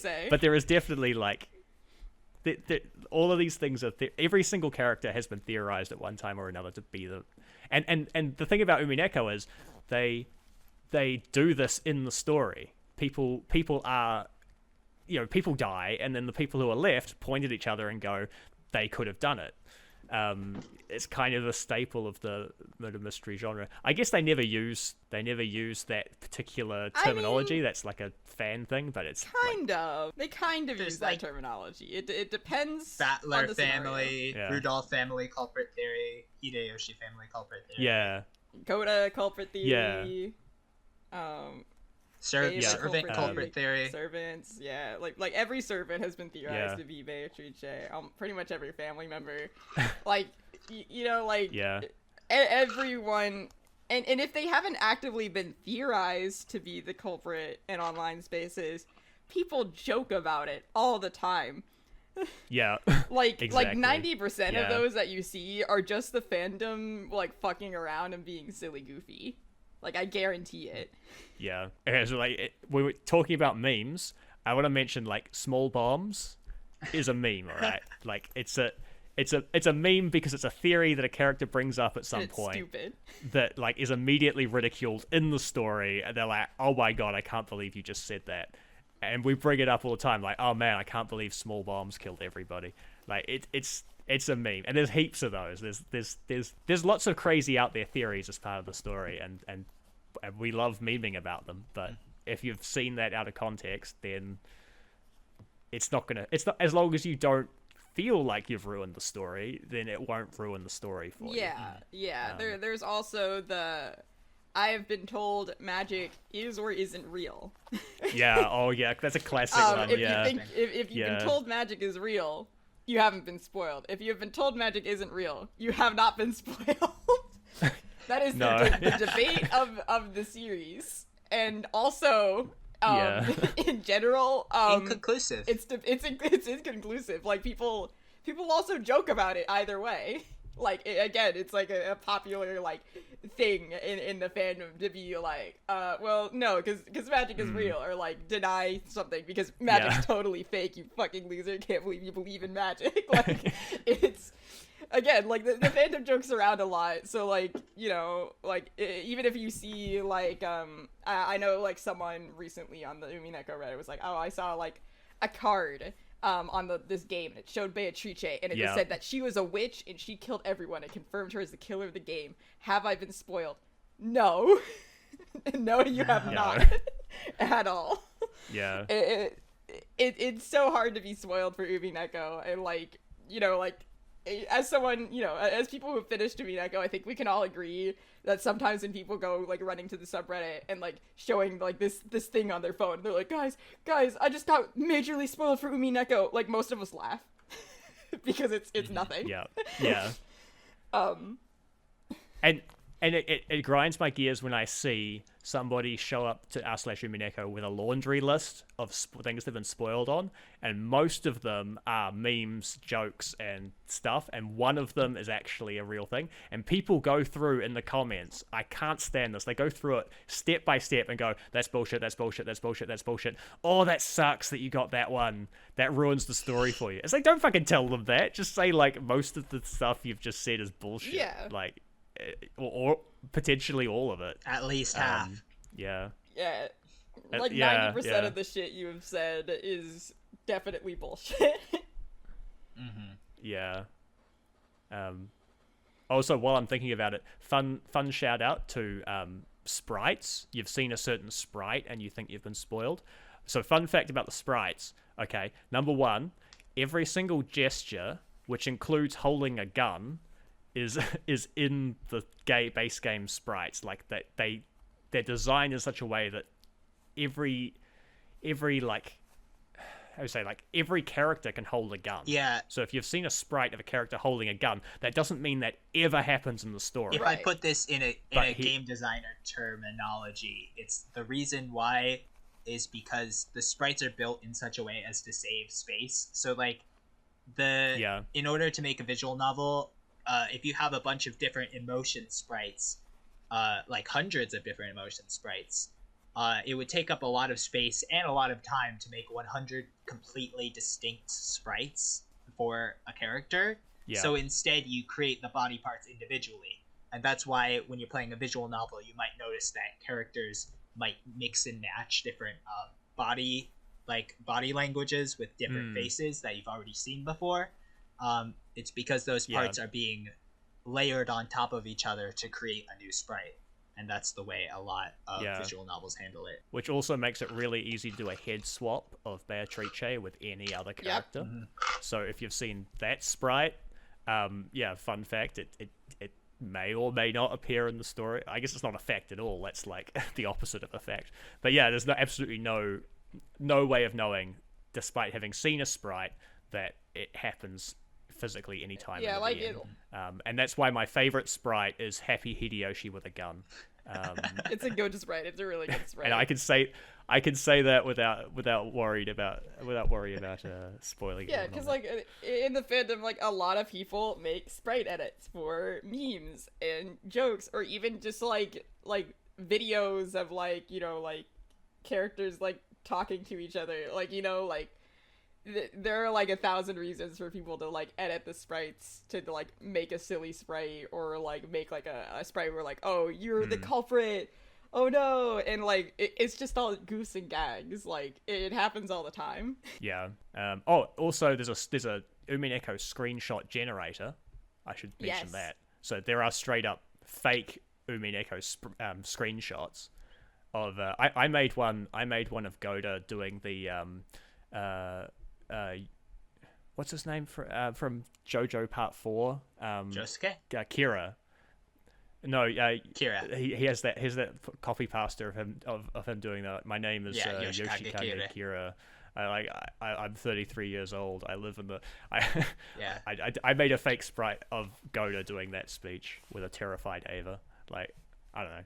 It's just you can make whatever you want, and like some of them might be very convincing, but again, like just to sow in those seeds of uncertainty. Like there's actually no way of knowing, and there are a lot of memes. I gotta say that there's a lot of memes in Umineko. It's a lot of Umineko to meme on. Yeah, there is. There's also a lot of different scenes in Umineko. Some scenes are jokes, so like some scenes are not serious. Some scenes depict theories that may not necessarily be accurate. Like Umineko will theorize with you. Just because something happens in the story doesn't mean it happens in the story. Yeah. Yeah, it's like a 200 hours worth of visual novel, so there's like a lot of visual novel, and not all of it is like completely in service of the core story. Yeah, some of it's just fun. Some of it's just silly. You gotta understand that. Like, like we mentioned small bombs earlier. That's like a theory a character brings up that's immediately laughed at for being fucking stupid. Yeah. Like, there's a lot of that in Umineko. Because, like, again, characters will theorize as well. So, like, if you see, like, a character saying, this is what definitely happened in, like, a screenshot, probably not. It probably didn't happen that way. It's just a theory, a game theory. Thanks for watching. Yeah. I guess like speaking of sprites and stuff, like any weird looking character that shows up, like we talked about how spoilers mean different things to different people. Totally respect that. At the same time, I can't help but feel that like if you've seen a character who looks a bit weird with a weird get up or something, like they're just going to appear and then what was spoiled, like it's not going to impact the core story. Yeah, and like even if you're upset at the idea that someone like this exists, you don't know when they're gonna show up, and also you don't know who they are. So like them just appearing, like even if you know what they look like, it's still probably gonna be a surprise because it's gonna be like, oh shit, this is where you come up now. It's like what I said with like Danganronpa, how I knew this one character and I knew like most things about that character, but I was still surprised about like when the thing I knew about the character came to light because I didn't expect it to happen when it did. Like it's like that. I was also gonna connect it to Danganronpa because it's kind of the inverse of my example with like I saw a CG of two characters and I'm like, okay, they're gonna live until I see that, where there is no ticking time bomb that like is, oh no, the story's spoiled up until this character shows up. It's just, it could happen at any point throughout the hundreds of hours of Umineko. There is a character introduced in a side story that has a VN sprite because it was adapted in the PS or the Switch version. I'm not sure, but it's a character that is a evil variation of a character that exists in the story. And that character is the story is explicitly exploring a theory that isn't real. Like, exploring a theory that people had during the course of the actual story coming out. And, like, what if this was true? And like, there's a number of ways you can be spoiled on that character. That character is also in Golden Fantasia. I'm trying to be vague because I don't... You're so vague, I have no idea what you're talking about. But I think it's working. Good. Yeah. That character is in Golden Fantasia, and like if you see that, you might be like, oh shit, I've been spoiled. It's a fake spoiler. Don't worry about it. Umineko itself makes fake spoilers of itself within itself. Yeah. Oh, I know what you're talking about. Yeah, that one's ridiculous. Yeah, right? Like It's like seeing an alternate evil looking color variation in a video game, and you're like, oh no, the character's gonna turn evil. It's like they might be theorized to be evil at one point. Yeah, sure. Yeah, It's exactly. like switching from the pit skin to the dark pit skin when playing Smash. Yeah. Like, that's what it feels like. Oh no, Pit's gonna turn evil. Oh no. Yeah, that's basically what it is. I've got a note here that probably should have gone in the last section, but never mind. I'll talk about it now. I want to talk about the spoiler rabbit hole. So I guess we never really covered this we should have covered this in the first section. But like, people get spoiled and they go, "Oh fuck, I've been spoiled. I know that the culprit killed the victims with small bombs." And then people go and look up the actual answers, and they find out that wasn't a spoiler, but now they have gone even deeper into the spoiler rabbit hole. And like, it just kind of keeps going. Like, the next thing they might have Googled might still not have been the whole truth, but now they think they've been spoiled on the whole story, and they keep going. And like, I've seen this like occasionally with like, and like, it's quite common on the r/Umineko posts where people go like, "Oh, I found out I was spoiled, and then I looked it up, but I didn't understand what I was looking at." And they're saying all these things that they didn't get spoiled on accidentally. They got spoiled on it, and then they looked up stuff that like, and they still don't get it. And it's like, just understand that, you know, like if you'd not done anything from the get-go in response, like, you would have had the best experience possible. Yeah, like, if you think you've been spoiled, don't dig deeper. Yeah, and speaking as someone who sometimes I sometimes do have that urge. Sorry, my sentence went bonkers. I sometimes have that urge to just like scroll wikis, just learn a little bit about something. Yeah. Like that I'm not sure I'm actually interested in. I mentioned that spoilers can get me interested in a series, but sometimes they don't. And I just want to learn more, but I don't actually want to engage with the story because I'm not that interested. Umineko is not that type of story. If you are interested in the premise, you will enjoy the story. If you are interested by the spoiler, I promise you the story will be 100% more fulfilling than reading a synopsis about it. Mm-hmm. Yeah. For sure. So YouTube thumbnails. I'm going to go out on a limb and say you cannot be spoiled on Umineko with a YouTube thumbnail. Do you guys agree with that? That's a bold claim, and like, you've supported it in the past, but I want to hear you. Actually, I did. That happened to me. It happened to me. And I'll say it is a CG from the PS3 version in episode 8 where a character throws a punch. And I was reading through Umineko at the time, and I saw that, and I was like, I know this is gonna happen now. And it did kind of squander the moment for me a little bit. It did. But like, again, it's a small drop in the whole of Umineko. Like, I didn't know the context behind the scene. I didn't know I kind of had an idea of what the emotion behind it was because I had been reading for a long time. But like, I didn't know like how we got here, like what the context was or whatever. But like, it was like a little bit like, oh man, I wish I hadn't seen that. Yeah. Which happens. Mm-hmm. I know what you're referring to, and yeah. I also once saw a CG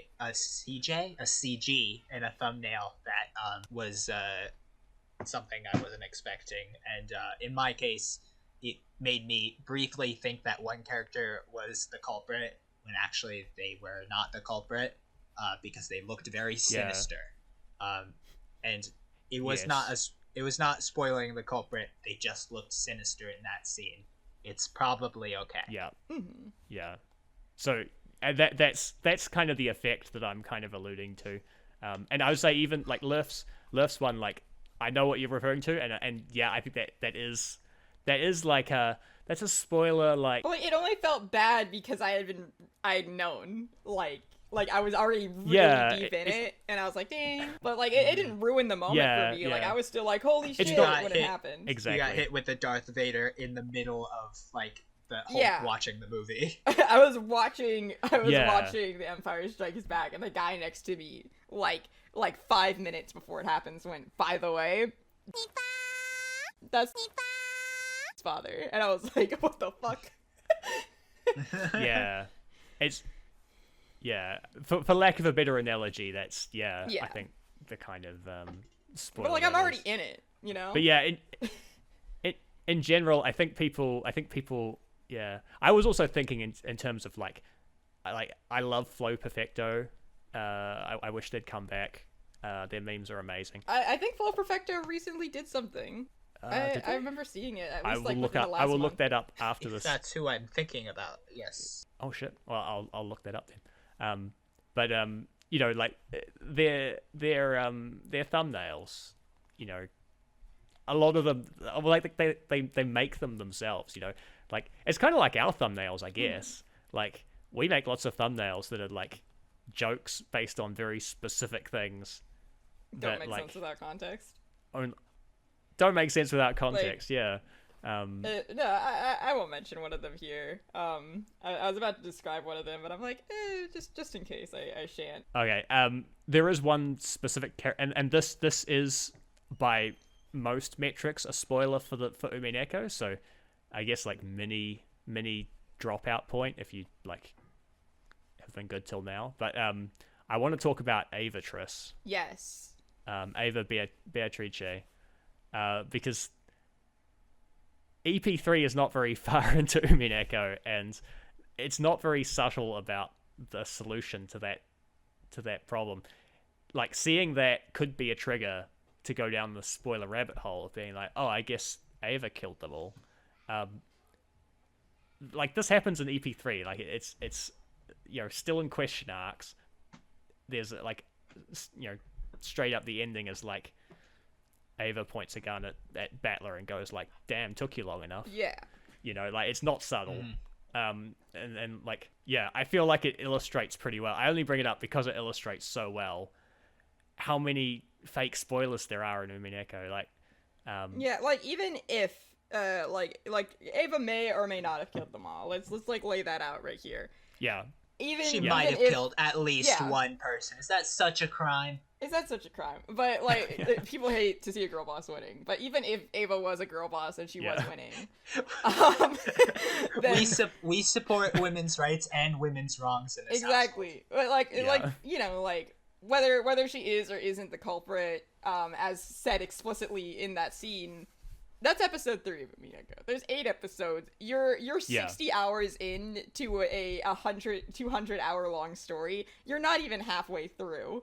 You know, it's kind of it's not exactly like this, but it's kind of like similar to like the first episode twist that I was talking about before. You know, where it's like it won't ruin the rest of the series for you. It'll just kind of ruin that one moment for you.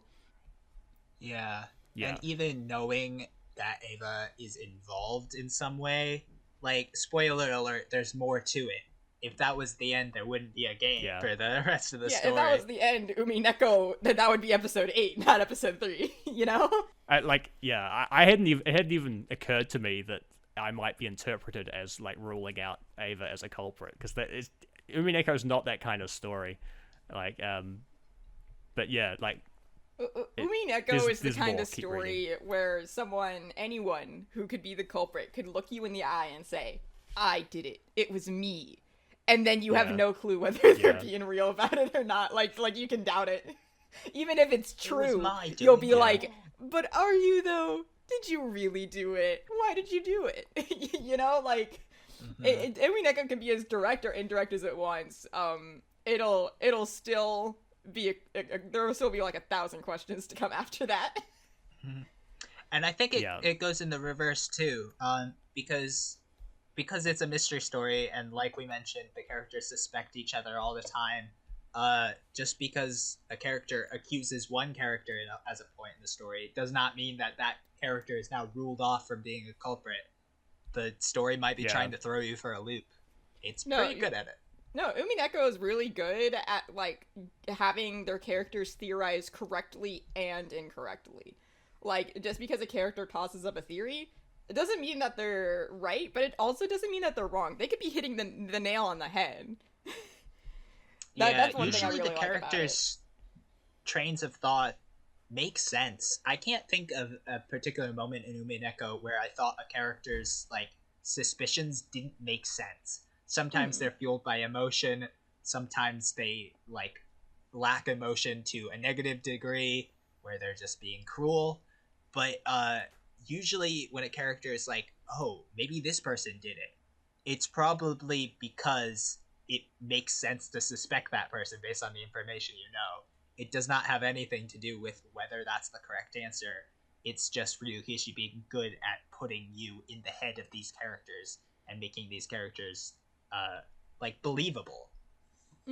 So many times I would read with CJ and he would tell me a theory and I would like click like 2 times to get more dialogue to come up, and Battle would say the same exact thing. And CJ's like, oh shit. Yeah. So yeah, and on the idea of whatchamacallit, like Umineko, like kind of, you know, like being like a character in Umineko, kind of making it seem like they're the culprit, whether it is or isn't true. Like it genuinely is a 50-50. Like I said again, every answer in Umineko is more just like, okay, here you go, and then they give you like this little nugget of an answer, and then you have to pay like fucking like 10,000 questions in taxes, where you have like so many like like extra things, like you're like, thanks, now I'm more confused. Like that's how Umineko works. So if you have something and you think, oh, I know something about Umineko, all you know is that you're gonna have a lot more questions going forward. Yeah. I think I would say, as if you think you've been spoiled on something that happens in Umineko, I think at this point, if you're willing to stay to this point but not the full spoiler section, I will reveal that Umineko is in some ways a time loop story where the same series of events change every single time. Like different people die in different orders. Like, so if you heard, oh, so and so dies, yeah, that's not a spoiler. Yeah, and also in terms of like hearing that, like, I feel like most people who are going into Umineko over at Higurashi first, and Higurashi is the same way, do not think those two time loops necessarily work the same either, because that's also something I've had a lot of people feel like, oh, because I know this about Higurashi, I know this about Umineko, and it's like, not really. They're two completely different stories. Do assume they work the same, so that way you can enjoy the twist and they don't work the same. True. Yeah. Maybe bleep me out. Maybe cut this out. In some ways that is like, I guess, kind of a soft spoiler about if people go in. Yeah. But this section is not for people who want to have absolutely no influence whatsoever. This is true. So I think this is a fine place to mention that, like the way Umineko deviates from Higurashi is like happens in the first episode, and it's quite cool, quite shocking. And I'm told if you like read Higurashi first, which I didn't, it's quite impactful. It is very impactful, and I'd love to talk about, like, in the next section more specifically about not only the ways we were spoiled, but the ways like a lack of being spoiled like helped make something more entertaining for us. Yeah, for sure. But yeah, just because it's a time loop story, just because you hear, oh, blank character dies, like, don't worry about it. Like, you're good. Yeah. Like, people die all the time. People die when they're killed. So I just have one last note, and this one might be a contentious one, but it's also one I feel strongly. If your post includes the word featherine, you probably haven't been spoiled. That's true. That is true. The truth around that particular character is so convoluted and so impossible to describe without having read the story that, like, the existence of that character, I guess, is like a theoretical spoiler that a character with that name will appear. Right. Other than that, I really struggle to imagine what you could have been told that was a spoiler. And I will say this, I was spoiled for Featherine before reading Umineko, not because I found her online or anything like that, because I saw her in an anime. And it is the whole reason I read Umineko. So to say, like, Yeah. I was reading Umineko the whole time, waiting for this bitch to show up. But Yeah. like, her existence, I can't even begin to describe you what the fuck is going on there. Like don't worry. Like, it's impossible to be spoiled on that, other than the fact she exists. It's like, you know, like we said, like, if you've seen a sprite of a character in a weird getup, or like if you just like heard like, Yeah. oh, this character exists, like, again, you know nothing about like anything surrounding that. You don't even know when it's gonna happen, so don't worry about it. Yeah. You know? She quote unquote exists. Yeah. Yeah. Like, that's a meme. With like multiple layers of quotation marks. Exist in quotations, also another meme in the Umineko fandom. Just because someone says Yeah. something exists in quotes doesn't mean it does or doesn't exist. Yeah. Well, it does mean it does Yeah. or doesn't by necessity. This is true. It And- may and- or may not exist. They in can't quotes. both be false.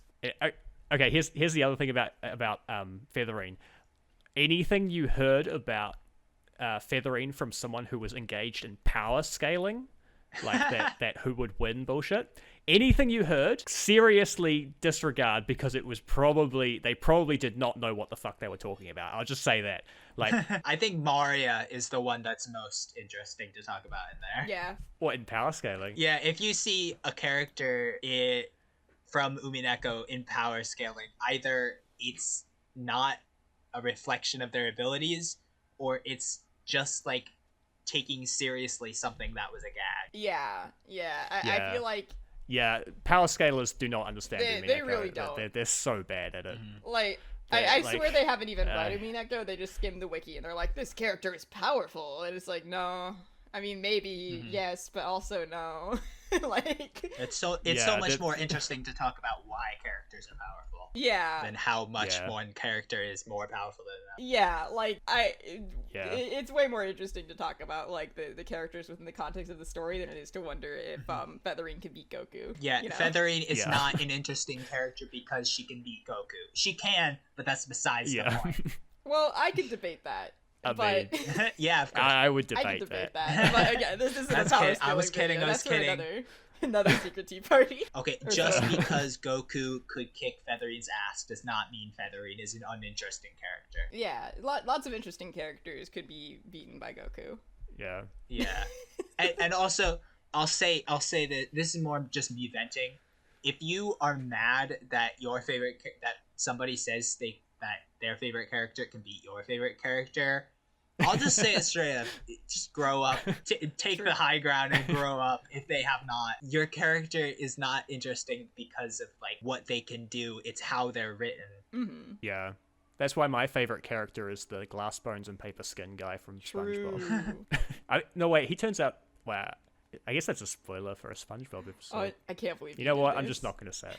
Yeah, Alright. But yeah, Alright. I feel like we're good to I- move on to full spoilers unless we have any other like, trust me, you weren't spoiled mentions. Yeah. So yeah, the section, if you come with us all the way through, like the section has deliberately not been an exhaustive list. I didn't want to exhaustively list every fake theory because obviously that has problems with pinpointing correct theories.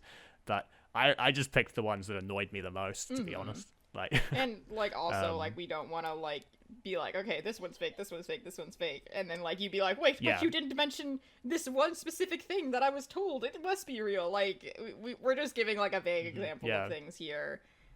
Most Umineko spoilers that exist out there that people are worried about are genuinely either not a big deal or they're not actually spoilers and they're just a meme you found on the internet Yeah. and now you're thinking it's like story ruining spoilers. And like, if you're someone with a laundry list of things that you think are spoilers, you've probably got 90% of them are on the bullshit side of the list. And if that's the case, like, I really struggle to imagine how advantaged you will be in solving the core mystery of Honestly- Umineko.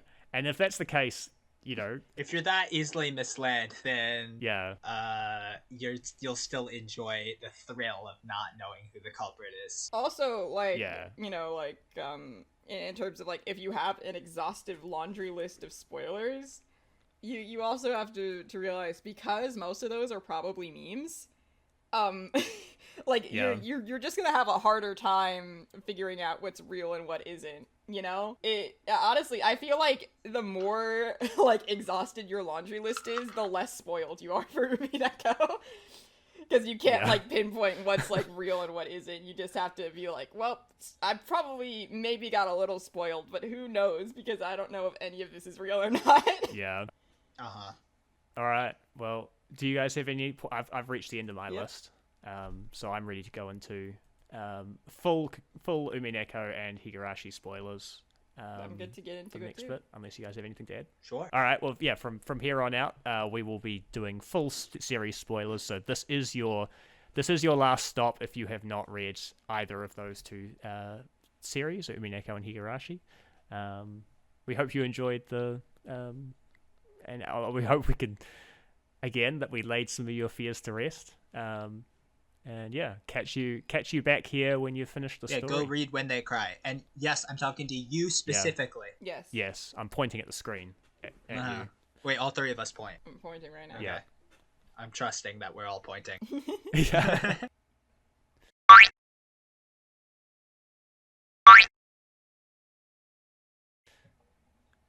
Okay, so yeah, it's full spoilers. Do you guys want me to just go to my first point on the list? Yeah, go out. I really wanted to talk about like everything we just said about Umineko, right? And then Higurashi, I think, can be spoiled in 2 words. What are the words? You can spoil Higurashi with the 2 words Hinamizawa syndrome. What is Hinamizawa syndrome? Is it like just something like you feel when you go on vacation to Hinamizawa and you're like at bliss? Is Hinamizawa syndrome Well, you're like not that wrong. thing in Florence, Italy, where you like go and like you see the museums and you pass out because you're so overwhelmed by the art? Like, you know, like Yeah. Hinamizawa syndrome could be so many things. You know, it could be a state of mind. It could be a disease. It could be a mental illness. It could be so many things. All of the above? All of the above. It could be a good thing. It could be a bad thing. Yeah, I feel like that would work on me until I started reading Higurashi. Yeah. But like once you start reading Higurashi and you realize what kind of story it is and what kind of mystery, quote unquote mystery it is, like you realize you need something pretty extreme, and if it's not aliens, it's probably, you know, like people going crazy. Right, but like again, like it's like, okay, well, what causes Hinamizawa syndrome, and like is Hinamizawa syndrome real? Is Hinamizawa syndrome again a mental illness? Is it a disease? Is it like a syndrome that happens like when you get alien parasites sticking into your brain? Is it ghosts Also, that cause it? In Onikakushi, even if you know what Hinamizawa syndrome is, you don't know who has Hinamizawa syndrome. You might think maybe, it's you don't know what Rena and Hinamizawa Nope. syndrome does either. Does it make you paranoid, or does it make you want to kill people, or is it both? Does Hinamizawa syndrome make you scratch at your neck? Does Hinamizawa syndrome make you like call your friends a liar really loud? Like Yeah. Hinamizawa syndrome, like the symptoms, like, well, like the baseline ones are really the same. Like everyone reacts to it very differently. Yeah, that's all true. But and obviously I'm not saying that, like, even if it's a spoiler and that kind of quote unquote spoils the mystery, it doesn't necessarily spoil the experience. I mean, I knew the words Hinamizawa syndrome and pretty much only that going into Higurashi. But I think it does basically take away the wonder of like why are Keiichi's friends being so like psychopathic towards him? Like why did he find a needle in his ohagi? Like, you know, what secrets are this town hiding? You know, it takes away a lot of that from Onikakushi, because like a lot of there isn't anything specifically that they're trying to punish him for. He's imagining the needle because he's got a persecution complex, because he's going a bit crazy. And I feel like just hearing those words, it just sounds so official, and it fits so perfectly with the first chapter, CH1 Onikakushi of Higurashi, that I think it does really hamper the story going forward. And like, I mean, there is I did enjoy, you know, trying to figure out, well, what is Hinamizawa syndrome, because like, you know, chapter 2, chapter 3, like they all kind of it's a very nebulous like kind of disease where it's trying to figure out like, well, what exactly are the ins and outs of this, because some people go crazy straight away, some people, you know, don't have any symptoms seemingly, and then suddenly do. There's a lot, but yeah, if you're wanting the opportunity to think and come up with theories and stuff, having heard those two words does, I think, take away a lot of the fun of Higurashi. I think That's just my opinion. Yeah, I was not spoiled on Hinamizawa syndrome, but okay, so off and on again, like every day, my favorite piece of media is either Higurashi or Umineko. It just depends on the day. And today is Higurashi Day, but I'll say it. Oh. I'm a hater. I love Higurashi to death. Hinamizawa syndrome is not the most like brain-meltingly perfect mystery. It's not the reason that Higurashi is good, and it's not. Yeah. Even the culprit is not that big of a reveal. It's like, oh, who's suspicious? One of them's the culprit. Suspicious person. Yeah. The most suspicious person there is, in fact, the most suspicious person there. This is in a completely spoilery section. This is the perfect time to say that looking back on episode 1 of Umineko, I think Umineko does fall into the trope of having the culprit be the last character introduced. By the introductions, I didn't know that was Shannon is the last of the main characters to be introduced. Technically not, because introduced to Battler, yeah. No, I mean the who she doesn't get a scene until everyone else has had a scene. That's true, but we also have to remember. Granted, Canon gets shown first, but Canon is in fact Shannon. It's just funny that it's a big trope of like, oh, the characters that was introduced last, they're the culprit, and that's a big thing in mystery discussion. Well, if you're really digging into who's introduced last in the first episode, that would be Beatrice. No, it's Bernkastel. Oh, true. No, it was Kawabata. Kawabata.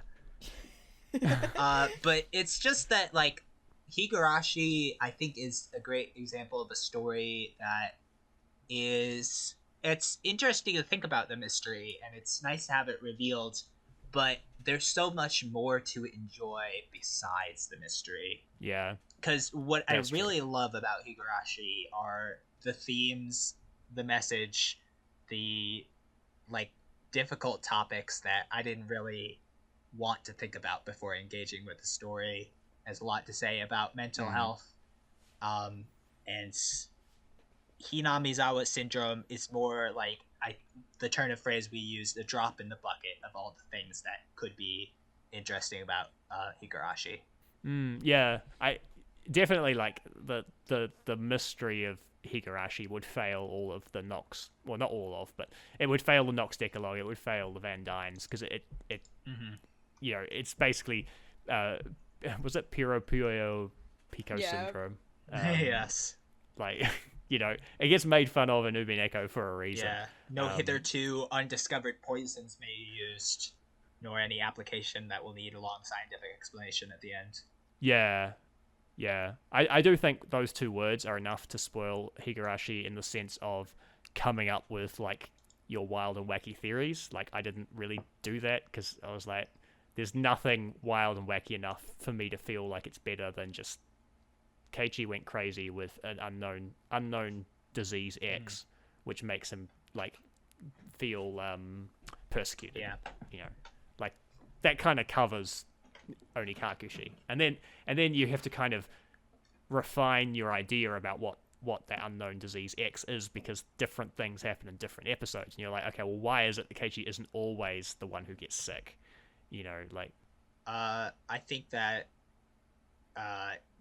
spoilers as far as Higurashi goes, the big one is, like we talked about, the genre reveal, where obviously it starts up on a haunting note with Higurashi... I just called Keiichi Higurashi, as though, like, that were his name. Keiichi Higurashi. Like Sans Undertale. Yeah. But Keiichi's inner monologue, it's haunting, but you don't know what's happening. And so if you go on in Higurashi with somehow no expectations that this is a horror story, you will be pleasantly surprised by all of the shock, I guess, of like it turning into something kind of dark, even with those ominous beginnings. As for me, I knew that it would turn out to be a horror story and that there would be some weirdness going into it, but I came out of it still enjoying it. Like, knowing the twist didn't dissuade me from going into it. But I don't know. I didn't really have such a major spoiler as Hinamizawa Syndrome or The Culprit of Higurashi. So I can't really speak on those in particular. The other one I've got, I had some Reddit posts that I thought I don't know if I still want to read them. It might not be relevant anymore.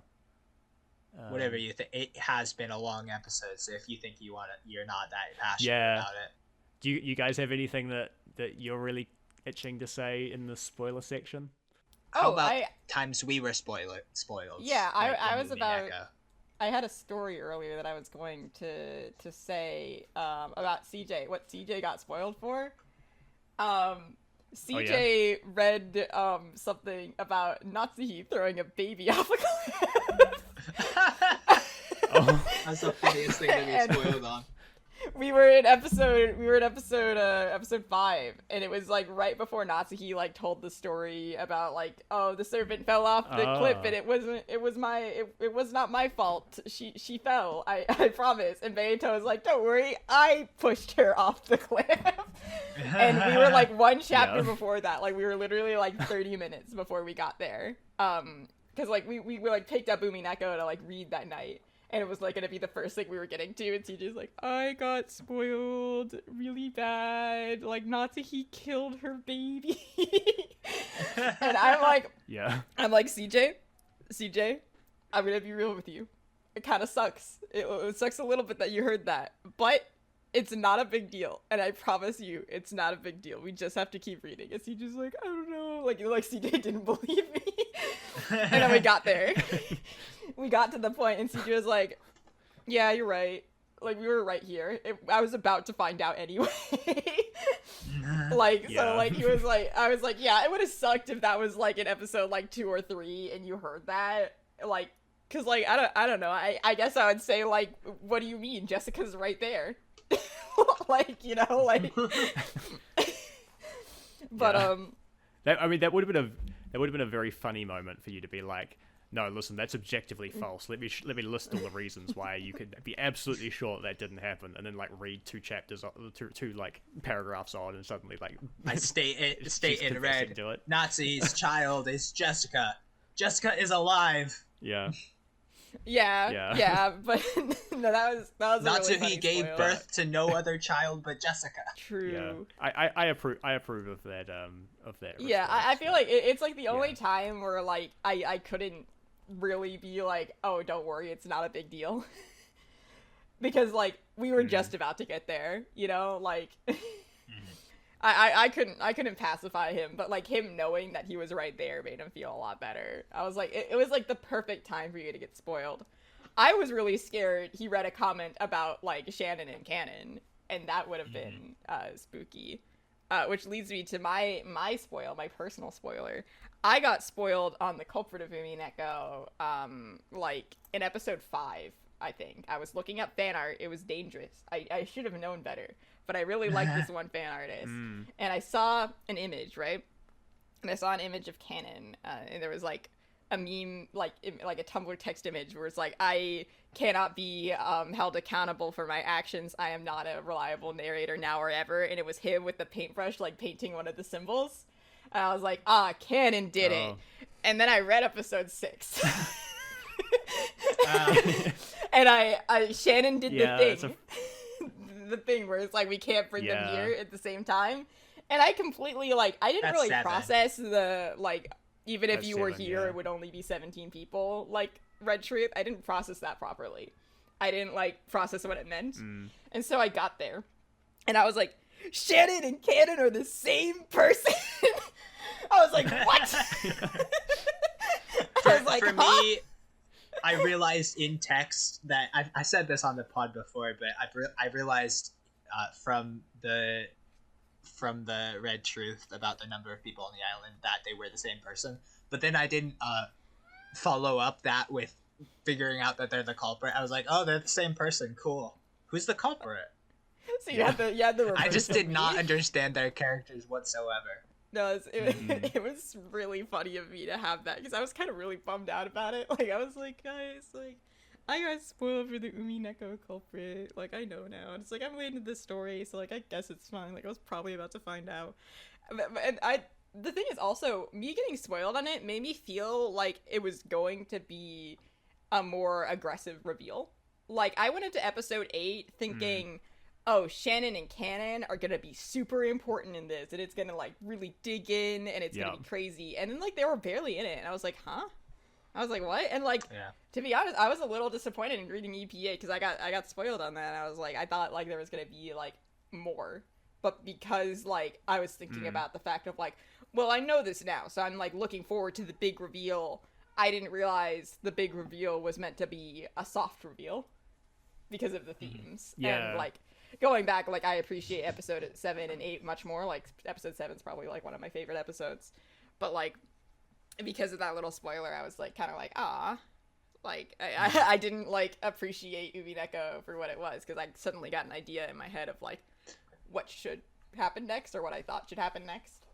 Like, based on, like, me knowing, like, the culprit was, like, being outed. That's a good point about the reveal, though, because, like, if you think about what the authentic experience, the most authentic Umineko experience would be, it would be reading it when it was coming out, right?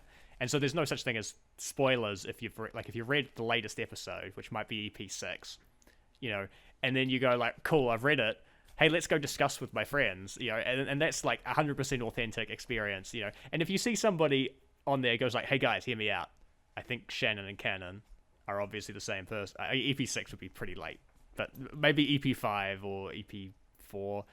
Honestly, it could be EP1. But anyway, like, you know, someone will come out and be like, hey, my theory is Shannon and Cannon are the same person, and, you know, this is how they, like, relate to all this other shit we've seen, and, like, you know, what a potential motive could be, and, like, engaging with that. And probably the theory is slightly wrong, but you help in some small way, like, shore it up a bit. Be like, no, I don't think that was the motive, but what about this other thing? You know, what about, we still don't know who the man from 19 years ago is, and hey, if you're right, then maybe Shannon and Cannon are 19 years old. You know, like, all of this stuff would be the authentic Umineko experience. But you could argue that it's not too different from hearing from somebody offhand be like, oh yeah, I think, or you know, oh yeah, like Shannon and Cannon are the same person. You know, like, it's... Yeah.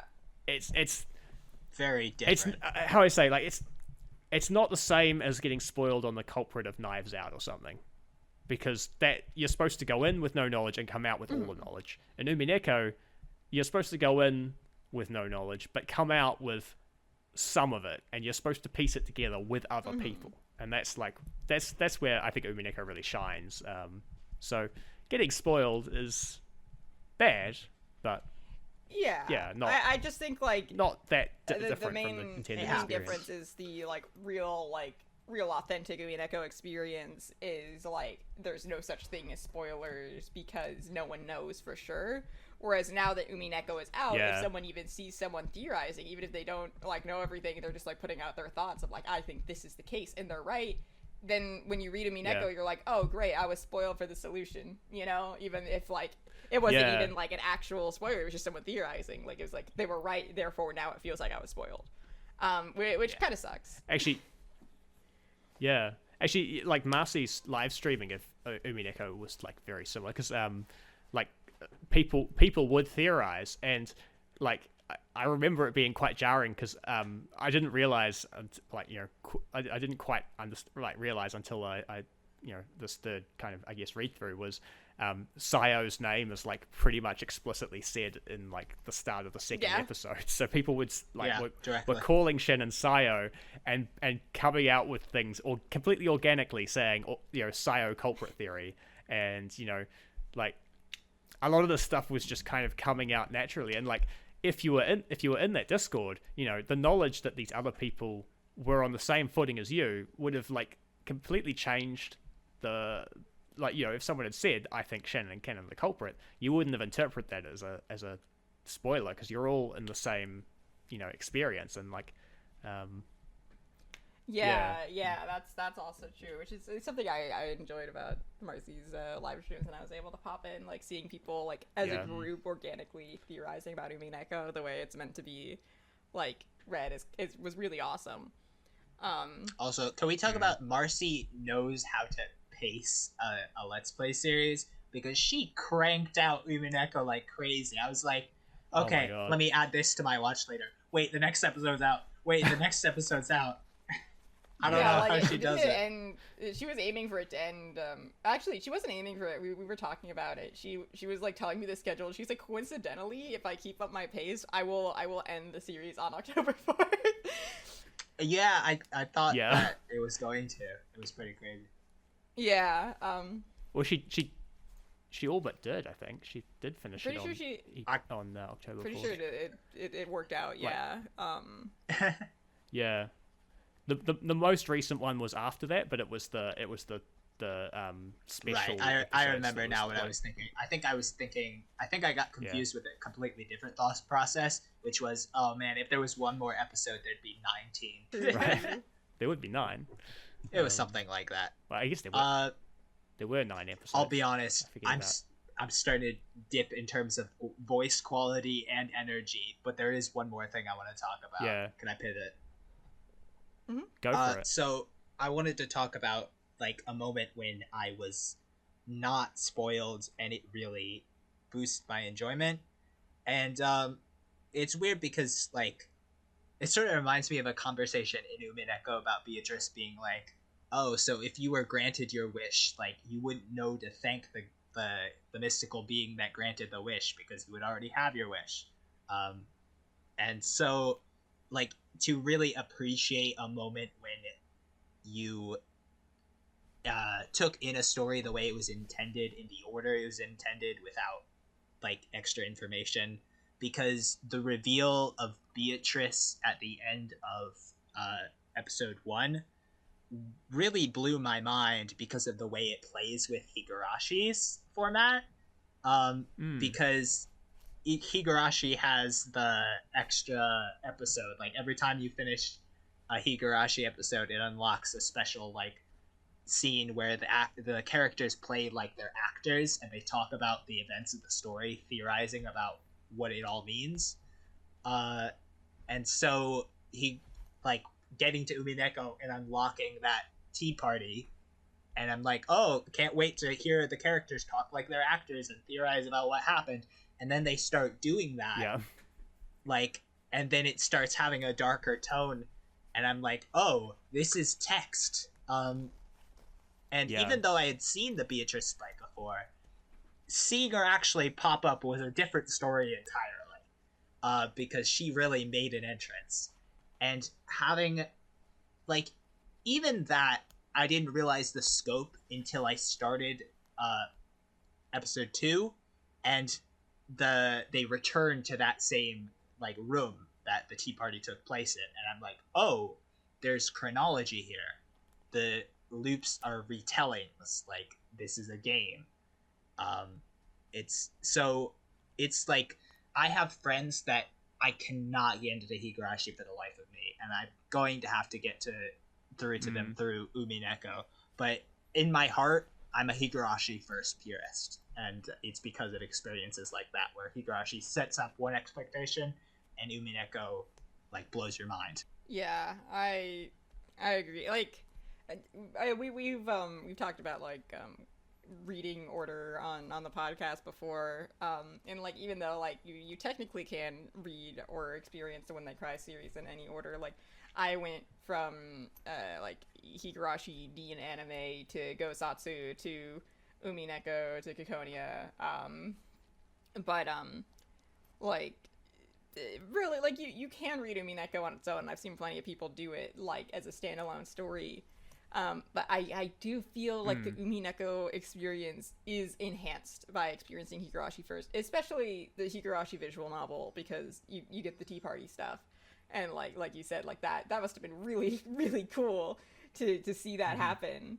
and like just feel the impact of it, to have your expectations subverted, and also like, you know, Burn Castell as a character like is way more impactful if you've read Higurashi and you know of Rika. Lambda too.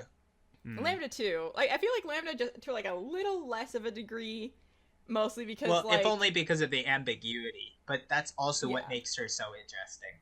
Yeah, Lambda's really fascinating. One of the reasons she's so interesting as a Higurashi firster, because there are hints that she represents both Satoko and why can't I remember Takano? I always forget the non-main 5 characters' names. Takano. That Lambda is tied to both Takano and Sadako. My brain is going places. And because in lore she is connected to those characters, but you don't know exactly how, and it's not in the same way that Burn is connected to Rika. It's a whole thing where there's a whole meta story going on even above both of those stories. I would say that I think Lambda Delta is like impactful in terms of like thinking about her in that context and like really like digging into that idea. Whereas Burn Castell is impactful because I finished Higurashi and I trust Burn Castell. I'm like, that's Rika. She's here. Yeah. She's helping my boy battle her. And then I'm betrayed. And I was like, I trusted you, and I've never hated a character more than you. I thought you were Rika. Turns out you're just a fucking witch that looks like her. I hate you. You're so mean. Did you see the CG of yes, Battler that was punching the thing. Castell before And, or after? and I'm really sad because it would have been so cathartic to witness live. I would have been like, get her ass. But no, instead I saw it and I was like, I didn't like have a copy of Umineko. I was watching a no commentary let's play of it. So like I saw like the thumbnail like a little further down. So like I had like a few hours to go till I got there, and I was like, oh man, I wanted to see that live. That's upsetting. You know? But you know, it was fine. Like, it wasn't, like, the biggest thing in the world. It was just kind of like, oh, dang it. You know? I still very much enjoyed the moment. Like, Burn Castell's reaction to that punch goes crazy. Like, her remembering what pain feels like after, like, 1,000 years of never letting anyone touch her. And also that, with the context of her being Rika, like, kind of fucks me up. Because, like, Rika went through so much pain. She died in, like, the most excruciating way. Like, over and over again, witnessed all her friends dying. And, like, now Burn Castell is, like, so, like, adverse to, like, you know, like, chaos and, like, noise and, like, being touched, really. Like, you know, like, aside from, like, Lambda, maybe. But even then, like, she, like, avoids it, you know? Like, she wants, like, silence and solitude. She doesn't, like, being around people. She doesn't let people touch her unless she allows it. So for Battler to, like, hit her, like it feels like she's having, like, a PTSD moment. She's, like, freaking out about it. Like, she just got a little punch to the face. Like, she's a witch. She's gutted people. She's, like, exploded people. She's, like, killed people the most torturous way. She just gets punched. Yeah. She's freaking out. It's such a good moment. Yeah. Like, especially after Lambda just got fucking bodied by Featherine and, like, fucking dismembered. Yeah. And Lambda's just chilling. And Burn cries because she got punched in the face. Like, Battler was mean to her. Yeah. Such a good moment. But, yeah, no, I mean, I feel like overall, like, both Higurashi and Umineko are such big stories that it's really impossible to be spoiled for them. Just, like, kind of like how it's impossible to be spoiled for Homestuck. Yeah. Like, it's just, like, so much happens, and there's, like, so many characters, and so many people die, and then they don't die, and then they come back, and then there's time travel. Like, there's so much happening in them. Like, and I'll even say the same for Ciconia, because Ciconia doesn't really make sense if you try to spoil it to someone. You're like, yeah, the AMS turned the sea green, and everyone's like, what the fuck does that mean? Like, you know, like, it's like... That's not even, like, really, like, a spoiler. That's just, like, a fucking meme. But again, like, it's like... Like, what am I supposed to say? Oh, like, the Happy Meal disaster? Like, wait till you hear about... Wait till you hear about the kids' meal in Ciconia. Like, it's a spoiler, but it's not a spoiler because you have no idea what I'm talking about.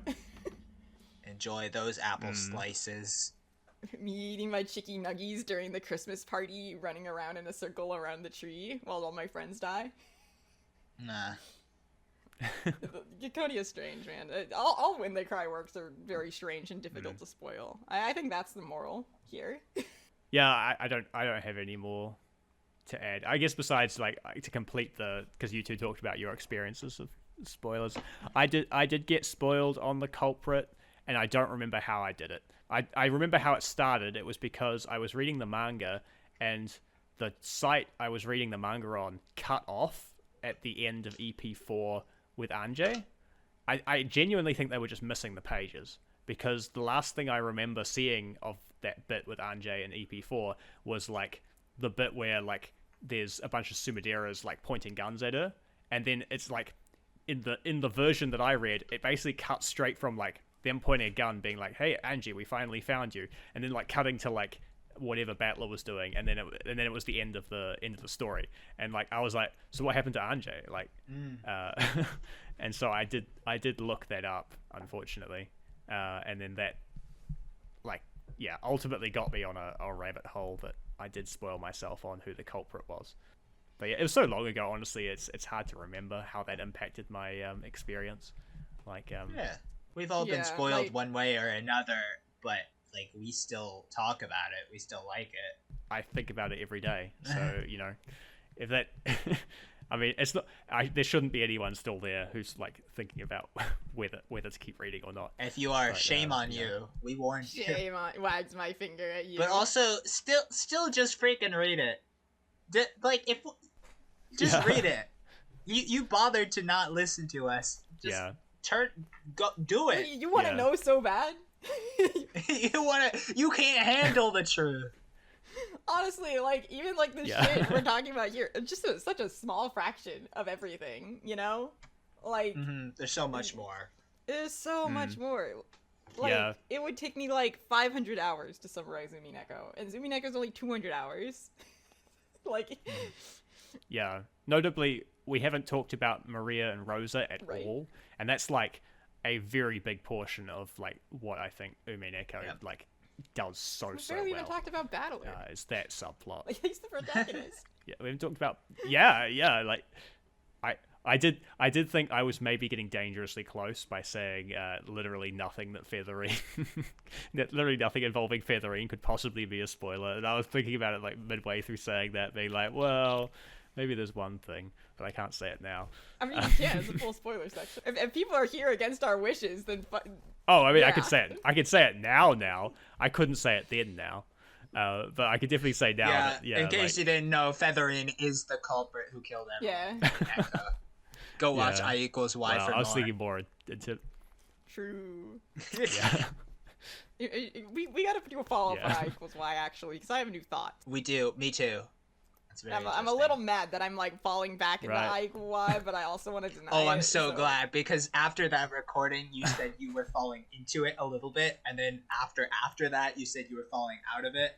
So I reread episode 7 recently. Wow. That's what I'll say. I won't talk about it on the pod. We can end recording before I talk about that. But I'll talk to you about my thoughts, Pokey. If we do revisit I equals Y, I think I want to be in on that, because I don't even remember if I was on the original, but I remember listening to it and being like, no, I've changed my mind. I'm no longer open to the idea. I think it's bad. I don't like it. Like I'm not open to the idea. I think it's bad, but I see the idea. I see you see the vision. Like I keep thinking about it now. Like I read Umineko and I see something. I was like, oh no, this could be interpreted in an I equals Y way, and it makes sense. I'll get you yet, Lurf. I see the vision, but I don't like the vision. Yeah. But I think that's literally what were you gonna say, Pokey? What I was gonna say is that my energy is gone. Yeah, I think we've been recording for almost 2.5 hours. I think we've said a lot. I think I've gotten everything I want to say across. I think we're good. What about you guys? Awesome. I have too. Yeah. I say thank you, editor. Thank you, editor, listening to this now. Well, thank you, listeners, listening to this now. I'm glad you stuck around for what will probably be like 2.25 hours, despite like not having you weren't I guess the people I've been saying thank you to for the last 2 sections. You were the true readers who my energy is Yeah. really going. So I will just say thank you for listening, and I'll see you next All time. right, bye everyone. Bye.